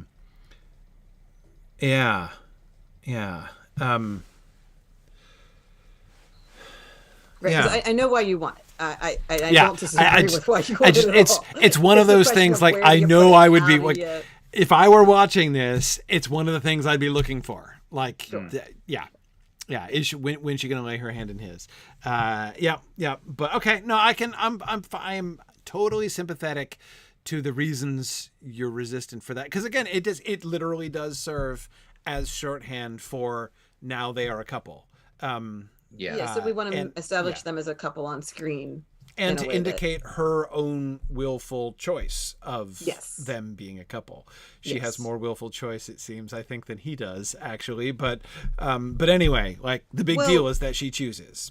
Yeah, I think we've established multiple times that he'd be an idiot not to fall in love with her. So Yeah. No one needs any explanation as to why he falls in love with her. No explanation required. Yeah, agreed. Right. Agreed. So we are giving him opportunities to, but like, yeah, there's no real uses question her mark on his position of choice. power and privilege to coerce him into. So yeah. So anyway, as to the when does he first smile in their getting to know you conversation, there is some like, where have you come from and what are you doing here on her part, like questioning him a little bit. But it gets to the point where he says who he is by giving like names and titles and stuff. And so they kind of get into this back and forth where she also gives names and titles and they get sillier and sillier as it goes on. So by the end of that exchange, he's smiling at her because she was joking with him. She makes him writer. laugh. Yeah, it's Bilbo's list of titles, but it's between Beren and Luthien. So right. So we got to come up with some clever titles for Luthien that sound silly while also being 100% true. Right.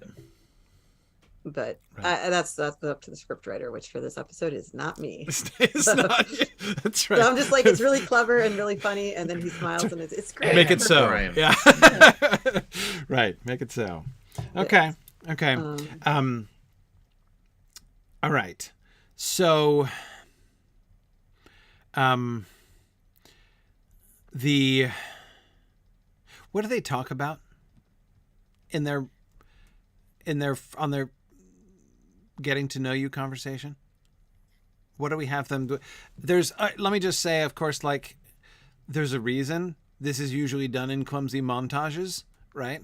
Or like so often done in clumsy montages. Yes. Like, what do we have them talk about? Like, what do we have like Beren and Luthien's awkward first date conversation be about? So she's got to be asking him things like, where did you come from? Right. How did you get here?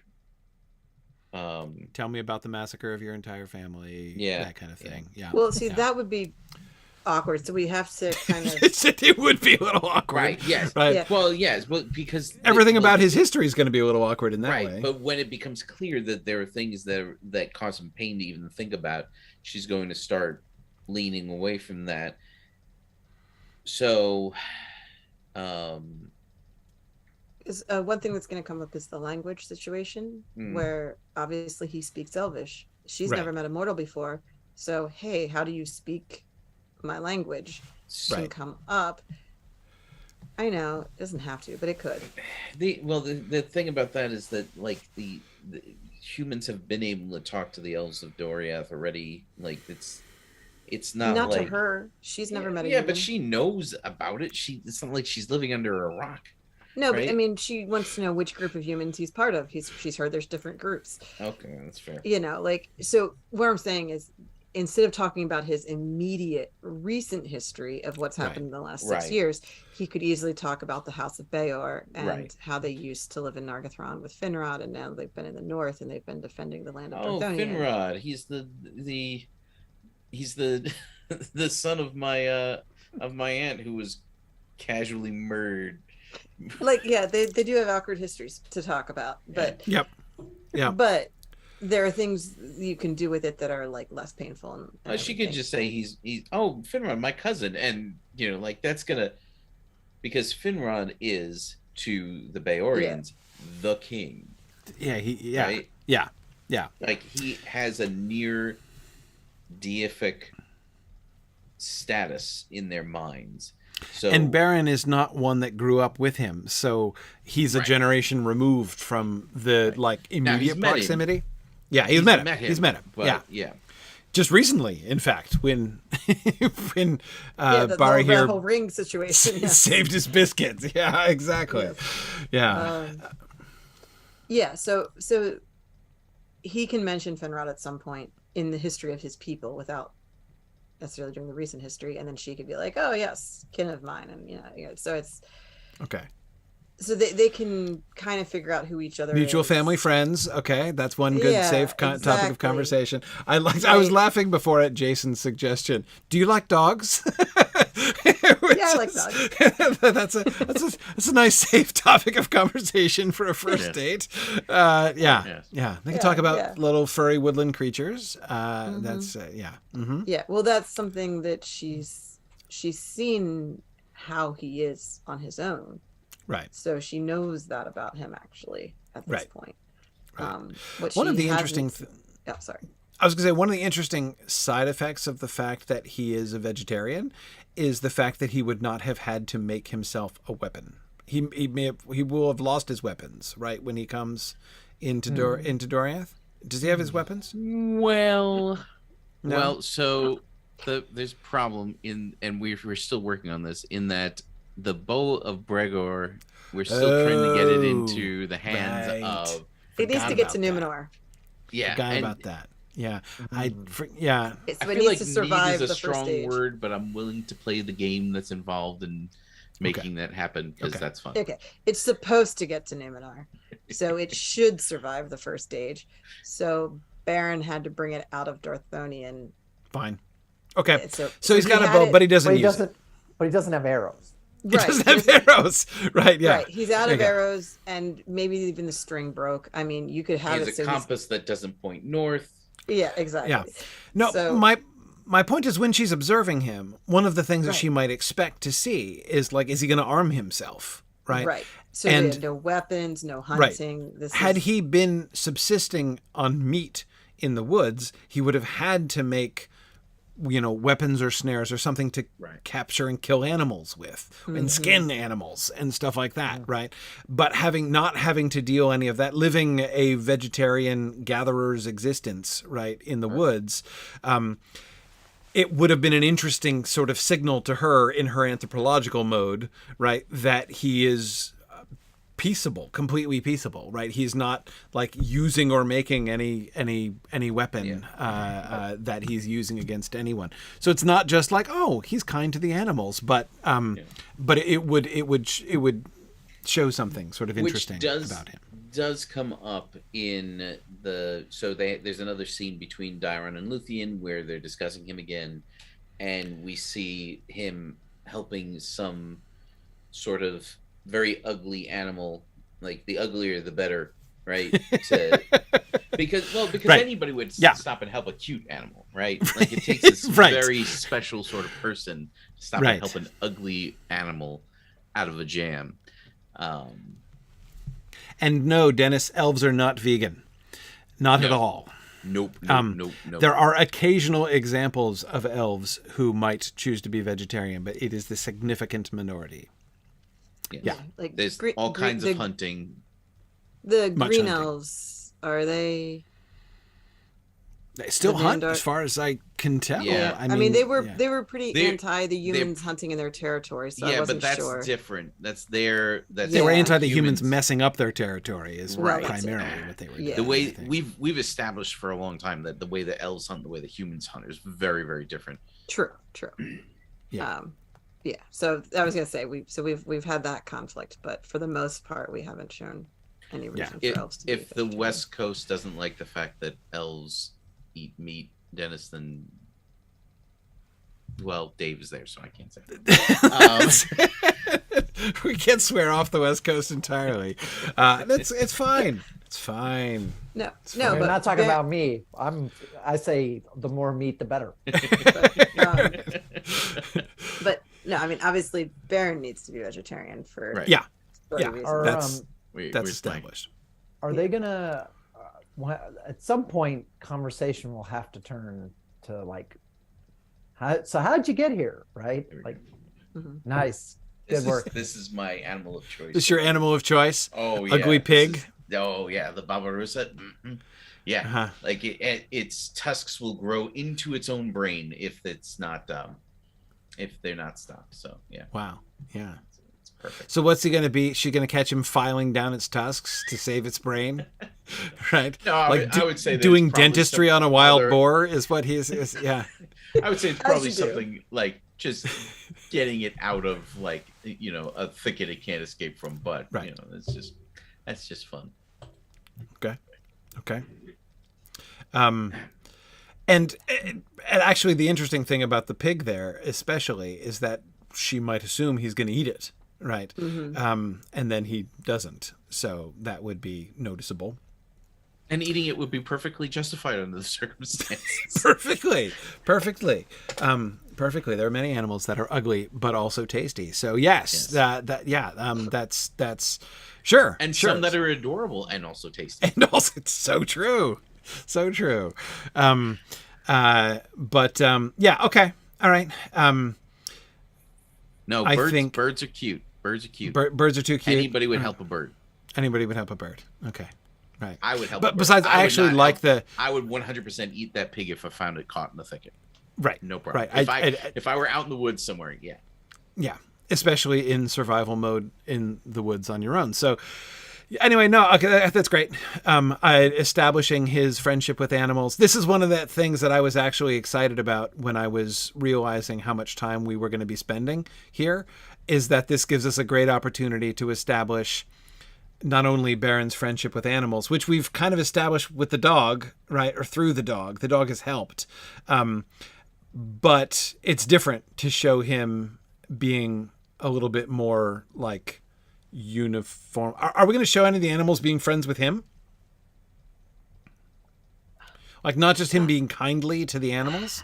I mean, not didn't full really Snow want him White, to be obviously. Followed Like around by yeah, his we don't want to be wood Disney friends. princess about it, but But yeah, where do you draw the line? And yeah, this is the Yeah. Beren and Luthien story. Everything's turned up to 11. Why wouldn't you have him followed around by an entire train of woodland animals? he doesn't necessarily have to have like chipmunks hopping after him and everything, but Right. So where do you draw the line? Is what it comes back to. I say no line. no line. Let's Well, just go you do wacky want- zany. Well, All right. here's like an there can be a example. bird that visits him occasionally or something like that. Wouldn't be too crazy. Yeah. No, Dennis says he's not St. Francis. Actually, I think he's exactly St. Francis. In fact, I'm not sure St. Francis isn't a model in Tolkien's mind for Beren's friendship with the animals. When Luthien emphasizes to Huon Beren's friendship with the animals, it's not just like, oh, and he's awfully kindly towards animals and doesn't eat them or anything, right? First of all, is that even going to be a commendation? Huon's a predator, for crying out loud. Like, Huon's not going to care if he eats animals. Huon eats animals himself, right? So it's not like, oh, he's a vegetarian. I only approve of vegetarians. He's a hunting dog, for crying out loud, right? That's not what wins him over. But at the same time, I always got the impression from what Luthien says about about his friendship with the animals that Yeah, he had it's a friendship. a reciprocal friendship with the animals. That again, not Disney princess. It doesn't have to be cloying, and no, So Nick, I they would don't have to have, or Jason, he I doesn't would have be to have fine mice with that the- sew up his jerkin or anything Right, like right. that. But like I'm fine with a bird that can fly in and he's friendly with it, and the bird flies away. Like it doesn't have to be sitting on his shoulder the whole time No, or anything. here's one really simple thing. What if like one time when she meets him, like when she comes and meets him, there's like something like a deer or something like a stag standing there next to him, right? And he's just kind of like hanging, like has his like is standing there with his hand on the neck of the stag, and then like it like turns and walks away, like no big deal, just like hanging out with my friend, the normally skittish animal who's obviously not afraid of me, kind of deal, right? Yeah, I think that would do well with blending the experience of Faerie, because the animals not being afraid of him is like, I've entered into the fairy realm. And then to have the elf who lives there go, oh, interesting, the relationship here. It's like, oh, this doesn't happen all the time here. I just thought this was normal here. Right. And actually, So- it does kind of play with our perceptions as well, Yeah. right? Like, So is I this do like that. Is that a this a Beren fairy story? thing? Is it, or is it a deer thing? Right? Is like a Yeah. Doria thing? Yeah. Like, who knows? Yeah. So yeah, okay, yeah, we could probably do that. Yeah. All right, so we could have a bird, we could have a deer, we can have the little piggy saves. So like that's not too big of a menagerie, right? It's only three. Nah. I'm okay with 3, as long Yeah. as they're all one-offs. Like And nothing. yeah, exactly. The following pig him doesn't have to around. follow him around. I can just see him. I can just see the pig waddling after him. hanging Right. out outside of Menegroth, waiting for Beren to Exactly. come out. Or he comes in like he and Luthien walk into the courtroom, and his little waddling pig comes behind him. Like no, it's no. We don't need the pig for continuous comic relief thereafter. But yeah, okay. No, I'm fine. I'm fine with this. Let's. Although I kind of want to see that version of the story now. There's a place for it, right? I mean, there's In the anime version. So Luthien has to anime comfort version. Baron's little woodland friends who get left behind when he goes off on the quest. And that's what she's doing before the whole treehouse debacle happens, is that she is hanging out with his woodland friends being like, it's okay, I miss him too. This reminds me of a conversation I had over dinner in Kansas City, where we were talking about the Board of the Rings parody book, written back in the 60s or 70s or whenever it was written. Harvard and- Lampoon. Yes, my dislike of that book, not because it's making fun of Tolkien, but because it's failing to make fun of Tolkien effectively. Like it's a horrible, horrible missed opportunity. Like that book should be 10 times funnier than it is. And anyway, so like I'm just like the parody version of the Beren and Luthien story, man, like there are all kinds of opportunities here. I will give them credit for the little X-shaped forest, though. Yeah.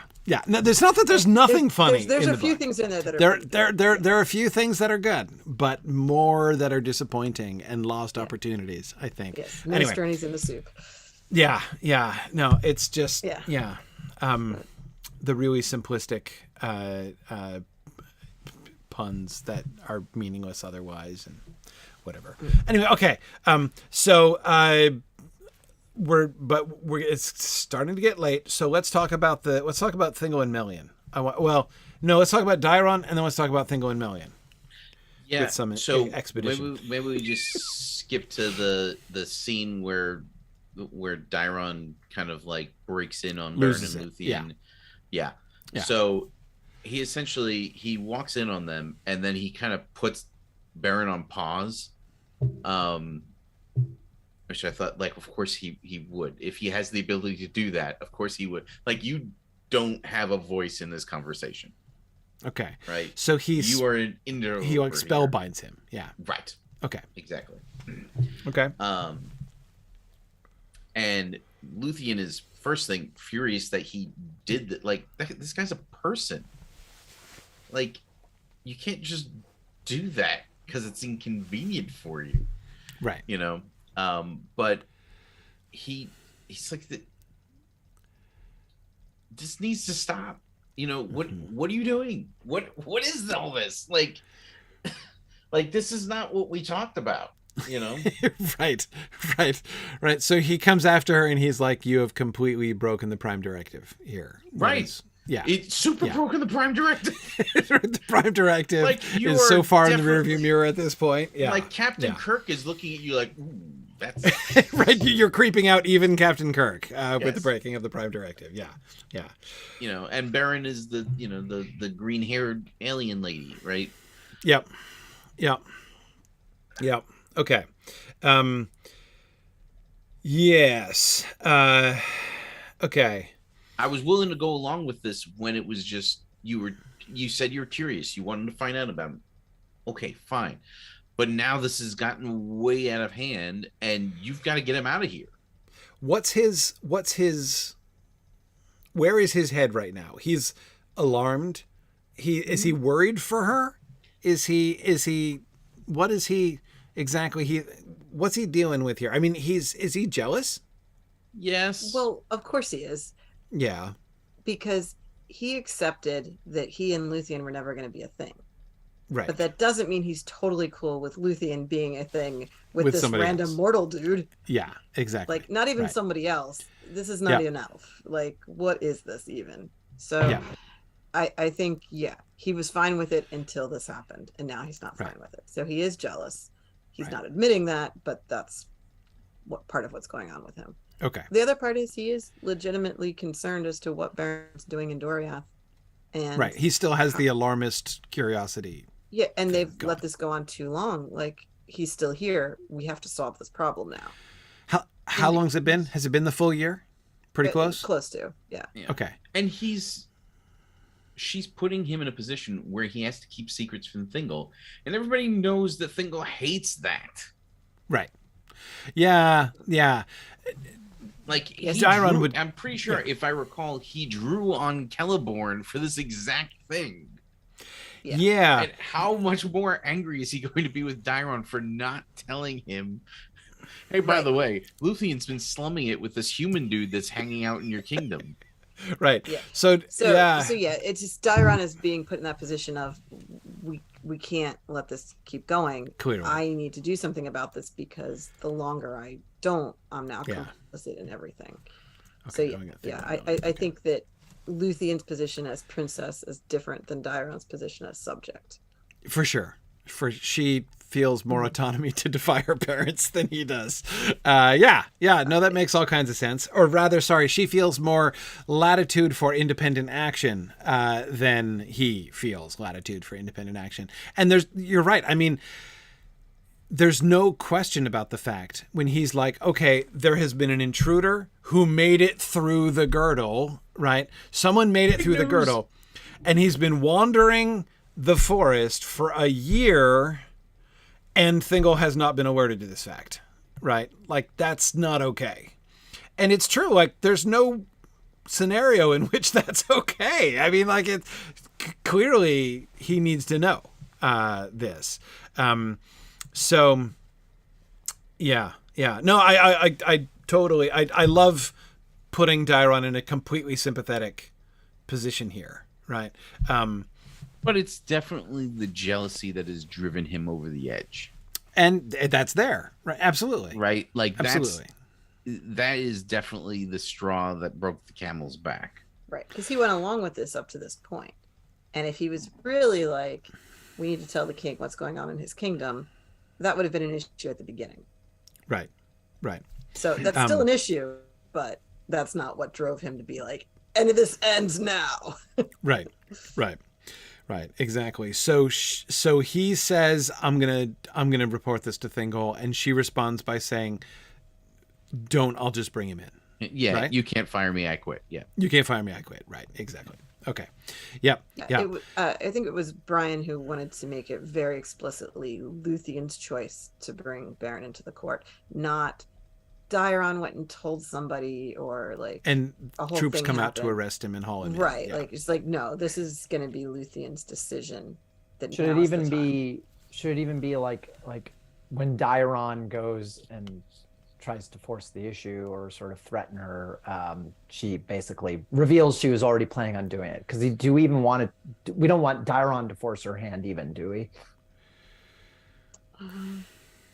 Well, I mean, it's It does the raise- confrontation with him that leads to this. I mean, David But she does could raise say, a yeah, really she interesting says question. that it's going to come off a little like why would the viewer necessarily believe, like, it sounds bitter, you know? It sounds like not sour grapes. It's like the reverse of sour grapes, but you know what I mean? Right. Well, I think if the aim is to make it her free choice, even having Diron go and say, well, I'm going to go tell Thingle, and her say like, okay, fine, I'll bring him in. Like she's been blackmailed. It depends on how she executes that, I think. You know, But like if she's like, okay, fine, you know, you got me, then that's different from no. It does raise an interesting question though. Like, what was her plan? Was she never going to tell her dad? Like what was her long game? Like we're just gonna keep playing tag in the woods until he dies of old age. Like, what's the plan here? But I mean, I'm not saying she has to have a plan. I'm saying it's interesting that she doesn't have a plan, right? Mm-hmm.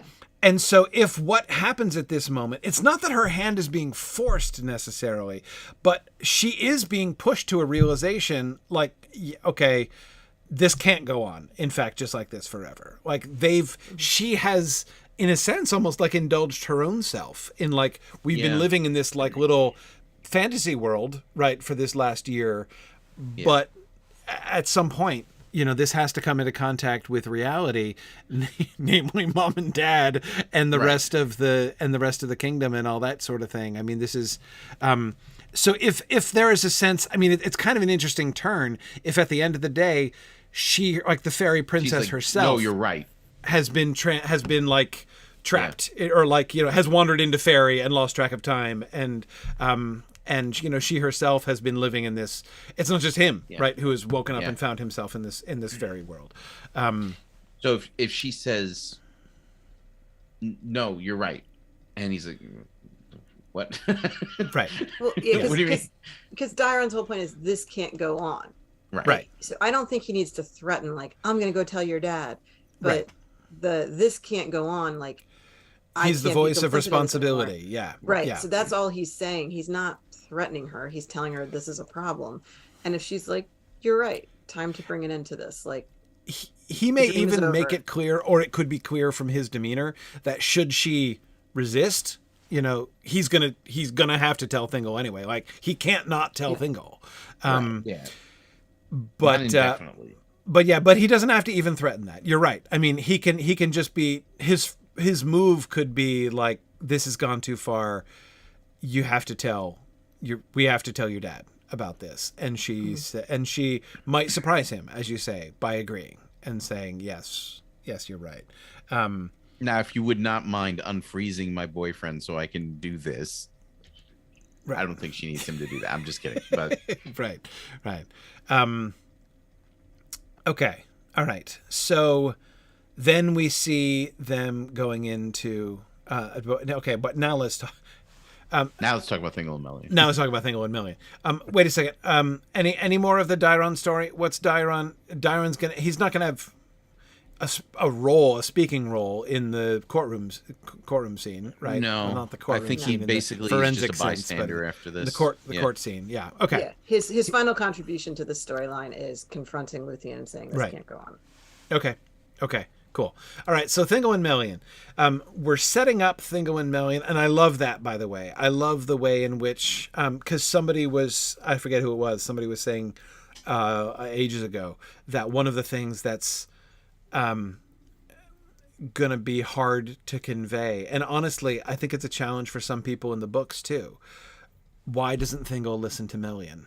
Like, why if you marry a goddess, why do you ignore her advice? Like, there are lots of people who have that issue with Thingle even just reading the books, right? And so that's obviously a challenge that we need to address, to explain, to make that understandable, to make that believable. So in the interest of that, setting up, like, we know Thingle and Melian are going to be in an awkward place by the end of this episode, and so we're setting up the awkwardness. So tell me more about the setup for the awkwardness. Oh, hang on, Jason has an important question. When she brings him in to meet the in-laws, Jason asks, are they a for real couple? Before she brings him in, Like, have they gotten to first base? What's going? That's not his question. That's my question. Like, Yes. You're asking, have they kissed yet? That's the question. Well, yeah, exactly. I'm kind of like, yeah. Is this we have established like mutual romantic situation here explicitly by this point? Well, there is a scene where she tries to teach him how to dance. The dancing scene, right? So that presumably Intimacy. would have some level of this is a romantic thing on both sides. Yeah. Right. Yeah. We need some definite chemistry. We're not just like there. chatting and hanging out. Yeah. I just remembered something that I didn't notice that we actually showed Diron putting Beren on pause from Beren's perspective in the previous scene. So like Beren is there with Luthien, and all of a sudden the lights go out, Luthien's gone, he's just alone in the dark when he was presumably outside during the day a second ago. And so he's just, like, he's completely like right. Yeah. No, I like that. Jason is asking, like, have they actually like plighted their troth? Have they like and I say no. I think no. Yeah. No, I think no. It's gone that far. I think it's got, and the reason I think this is important, this is an important no question, is this, or no answers, is sets up the post Tolkien stuff, right? Yes. When he tries to leave her behind, that it works much better if they've not committed to each other yet. Right. That's the moment, like when they get back together then, and she's like, look, wherever you go, I am going with you. That's the moment where it's like, okay, now they are definitely for sure committed to each other. Like both of them openly committed to each other. There's obvious mutual interest, right? But I think that like Beren is not going to, he's not going to pop the question to her here, right? I mean, like, no, he still has to be a little too intimidated to do that. Howsoever many picnic lunches they've had over the last year. But yeah, I think that the question of like, is this for real? Is this okay? Is this what's supposed to happen? Yeah, that's where they are. Yes. I think that needs to still be in doubt until it's when they head off to Thangarodrim together that like we've crossed that bridge, I think. Right. And it also, I'm okay with, again, the whole, she places her hand in this episode. Like, I'm fine with that happening in this episode, but yeah, towards the end, like bringing him into her father's court, I think she's making a choice there. Yeah. It doesn't have to be I promise to live with you forever choice, but there's still a choice. Mm-hmm. Again, how long is forever with this mortal? Right. Yeah, I'm gonna have a very brief relationship with you for the rest of your life. But I mean, at the end of the day. But okay, right. No, right, but yeah. So their love for each other should be clear.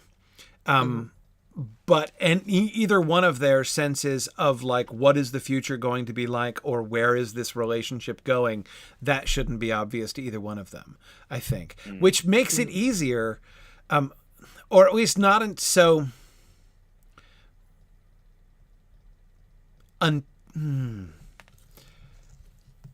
It's so. Is it Thingle who goes there first with the bride price thing? Or do we cut the bride price element of that? I mean, what Thingle else in the is book Thingle treats talking it about as other if than marriage. Yeah. Like when he says Yeah. you can't be with my daughter until you give me a Silmaril, like yeah, he obviously and he sets out to do it. Yeah, I think Yeah. the way Luthien introduces Beren to the court makes it clear what her intentions are. Like Like that might be the first Beren's hearing of it. like, And this let's go meet my parents. Okay, so here's my boyfriend My that dad, I'd the like king. to marry. Yeah, Right. here's the guy I want to marry. And the said guy is like, really? And I mean, I could see him. Yeah, her intention there would have to be clear for him to be like, if Thingle says you got to get a Silmaril if you want my daughter, and Beren's like, yeah, well, I will, because I totally do, right? If she's not made her will clear, then that's a little awkwardly Right. one-sided. Right. So if she introduces him in a way that makes it clear what she wants here, then Beren can follow up with all the confidence in the world because he knows he's got Luthien's approval. Yes. Right. Right. So I think his lack of confidence to this point is because there's been a lot of leading on going on, like quite literally. Right. Chasing and stuff. Right. Yes. So he could have been like, yeah, like I really like her and everything, but I don't know if she's serious about anything. Like I just don't know if she's a serious person. That's true. There's that question with Luthien, and which I like. I like that. Mhm. You know, it's There seems to be a lot of folks who are worried that we're cutting the bride price. yeah. Like that. I mean, the Silmaril is still like the demand for the Silmaril is still there. Yes. Yes. You're not getting rid of that. Yeah, the deal is Thingle doesn't really set it up as a bride price. He sets it up as a do this impossible quest so that you can't marry my daughter. Not so that you can, so that you can't. The whole point is please go away. Right.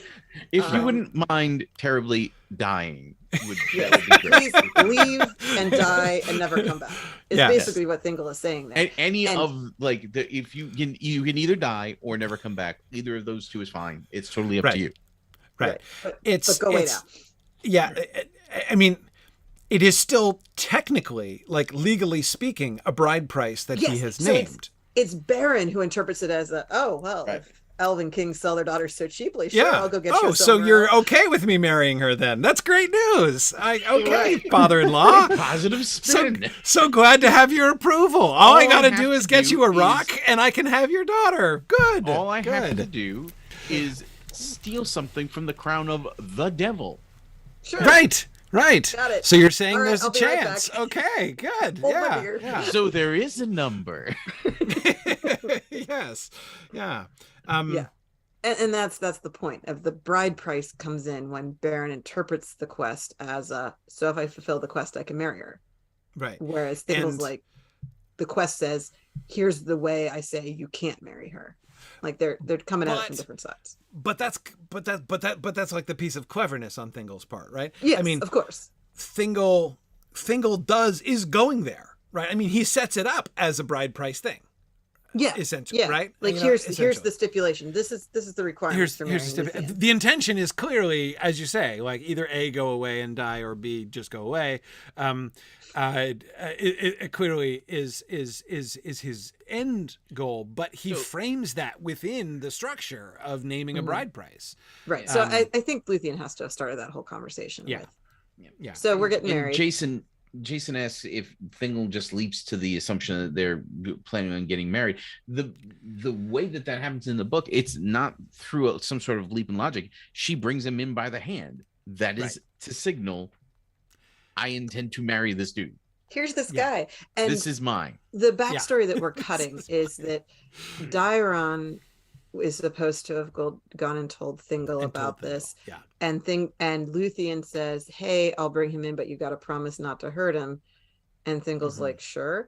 And then he shows up, and that's when Thingle figures out what the deal is. And he's like, I really wish I hadn't promised not to hurt this guy because I really want to hurt this guy. Off him. Yeah. Yeah. Yeah. I'm feeling an overwhelming desire to hurt this guy. Right. And then it's totally the whole natural. I mean, I'm not a father of a daughter, obviously, but I'm familiar with that logic. Yes. Logic. Yes, that's a very kind word to use in the circumstance. From the other side, maybe. Yes. But anyway, that all being said, like that's what we're removing is the part where Thingle found out about Beren, but didn't realize that he was and Luthien were a couple and agreed to a certain thing before they came in. So we're just kind of removing all that. And the reason we've removed that to make that explicit fundamentally is because we're wanting to do more with Diron's character. Yeah. Right. We don't want him to have betrayed Luthien to just at be a this fake. point. Yeah. And we didn't want Luthien to get forced into revealing Beren to her father. Like this is something that should be part of her decision to have a real relationship is like, oh yeah, I guess I have to acknowledge you to my parents. Right. So like we will kind so we're just kind of simplified that storyline down, but Thingle still is going to issue the quest, so he has to know that they want to be a couple, and he has to be mad about it. No, and that's great. But the idea that she makes that explicit first, I think is I love that, actually. We don't have to have Beren be like do a double take when she does, but that she initiates it is, I mean, it's a big deal, right? Yeah. Okay. All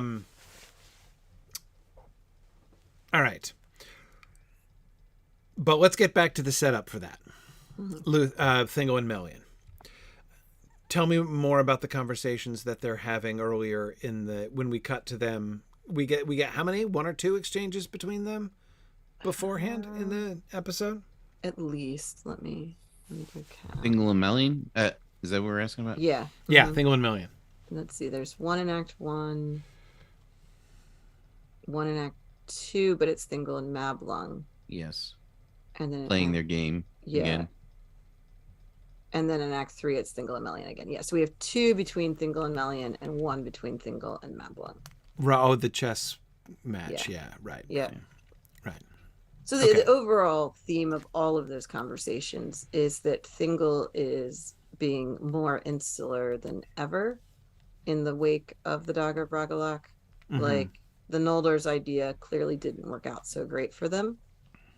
And therefore, our idea is far superior. So, like, this girdle idea, it's working well, bringing everybody inside, good idea, and a bit of pride of, I can keep my people safe, unlike those Noldor who keep seeming to dying in wars all over the place. And even along those same lines, right? Like, so who turned out to be right and who turned out to be wrong when their policies, right? Like, my isolationist policy has been soundly vindicated by events, right? Here you guys with your alliances and your fortresses, and we can keep him in leaguer and everything, and you just, with your help, we can do this. And no, I turned out to be right and they turned out to be wrong. Right. So I'm doubling down on what is working, and we're no longer any truck with that Noldor nonsense about open warfare. Right. So that we see that he's definitely not inclined to form any new alliances, and that the war has impacted his view of Middle-earth. Because we haven't really seen much of Thingle in the last season or so. Remind me about, I know Gil-galad was just there for his ambassador first role. Ambassadorial gambit, right? Yeah. His first state visit. Yeah. It did not go well. His first big boy job. What was he asking again? I don't remember. So Fingolfin had said, hey, we need to cultivate a relationship with Doriath. You're just the guy. And then Minas Tirith fell, and he's like, guess I have something to ask Doriath for. Like, hey, we have an issue. Minas Tirith just fell. And so he's asking for Thingle to work with Finrod in, I assume, retaking a tower or something. And Thingle says no. And Thingle would invite them to come live in Doriath? No. He was asking if Thingle would send... Right, but would Thingle respond by saying, no, I have a counteroffer, come live here, if you want my help? To the Cinder. Only to the Cinder. Noldor not welcome. Yeah, he's not inviting any extra people into Doriath. He's inviting all the people who used to be mine originally. Right. Okay. Come back to Daddy. Come back to Daddy and stop your flirtations with these, with the Noldor, who have done no favors to anybody since they've been here, and I'm still resentful. Yes. And So there's nothing lightening up in his rules about who can enter Doriath or any of that. If anything, he's just doubling down across the board. Right. So we see that he's just not in the most open-minded of moods. To start with, before this whole thing with Beren. Good. Now, what's Melian's Melian's well aware place. that Beren has crossed the girdle. Right. Yeah. Right. So she knows Like that she had to have something's up. known the minute it happened. It's Right. kind of like when Mandos is like, not the first. Yeah. Right. Yeah. Okay. So Melian is aware of this. She's not told Thingle either. Right. Well, they. Right. Yeah. If she said anything, it's cryptically not clear, but she's aware. Yeah. So it's the type of thing. If you go back and listen to what she says, knowing that Beren's there, it'd be like, wait a minute.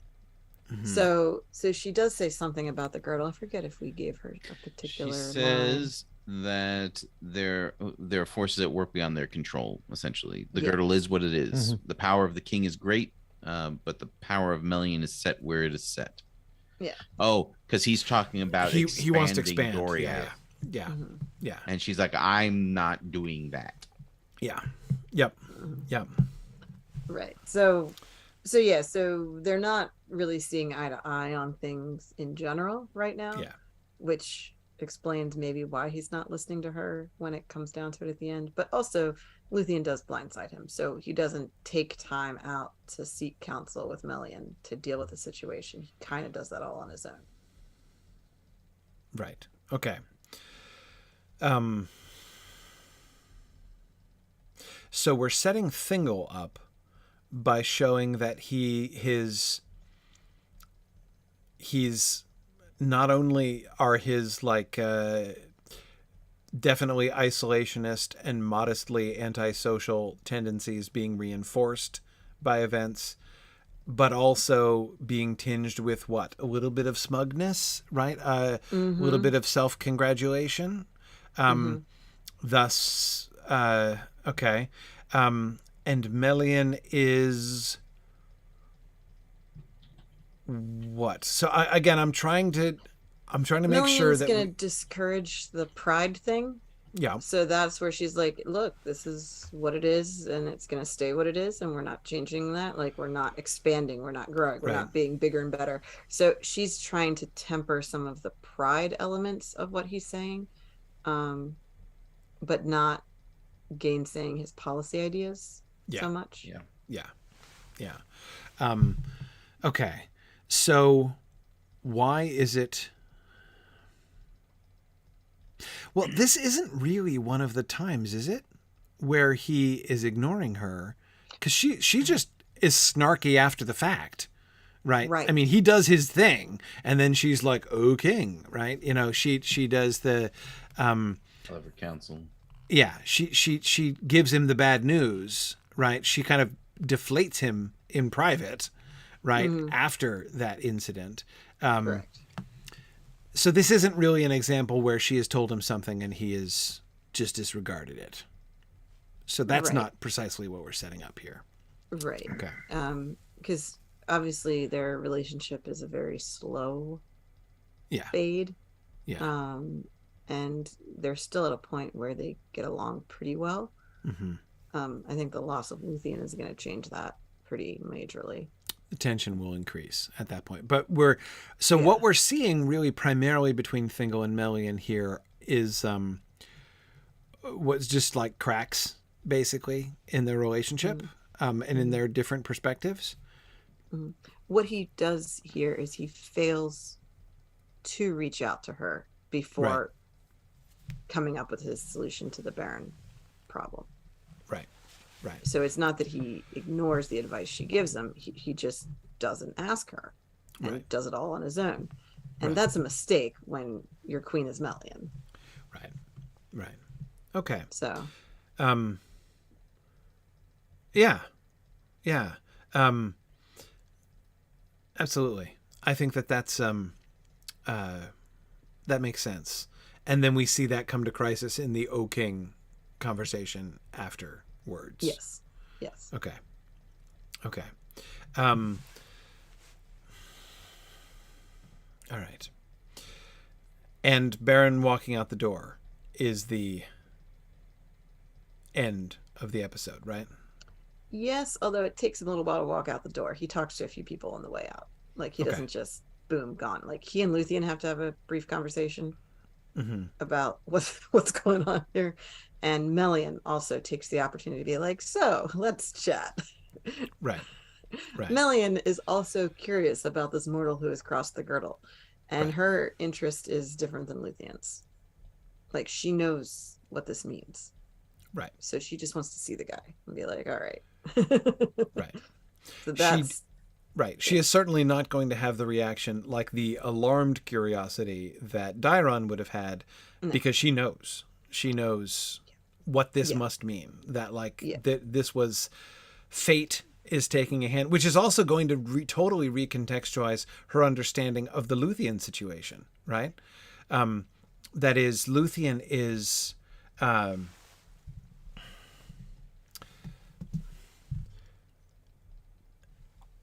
to Thingle, this is just a mortal who has, like, you know, dared to aspire to marrying Luthien.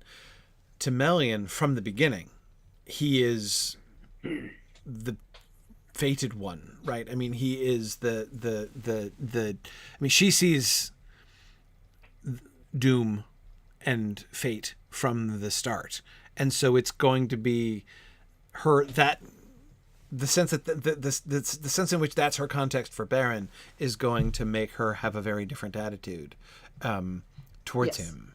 Yeah. Yes. So Beren's meeting the in-laws thing just goes very differently.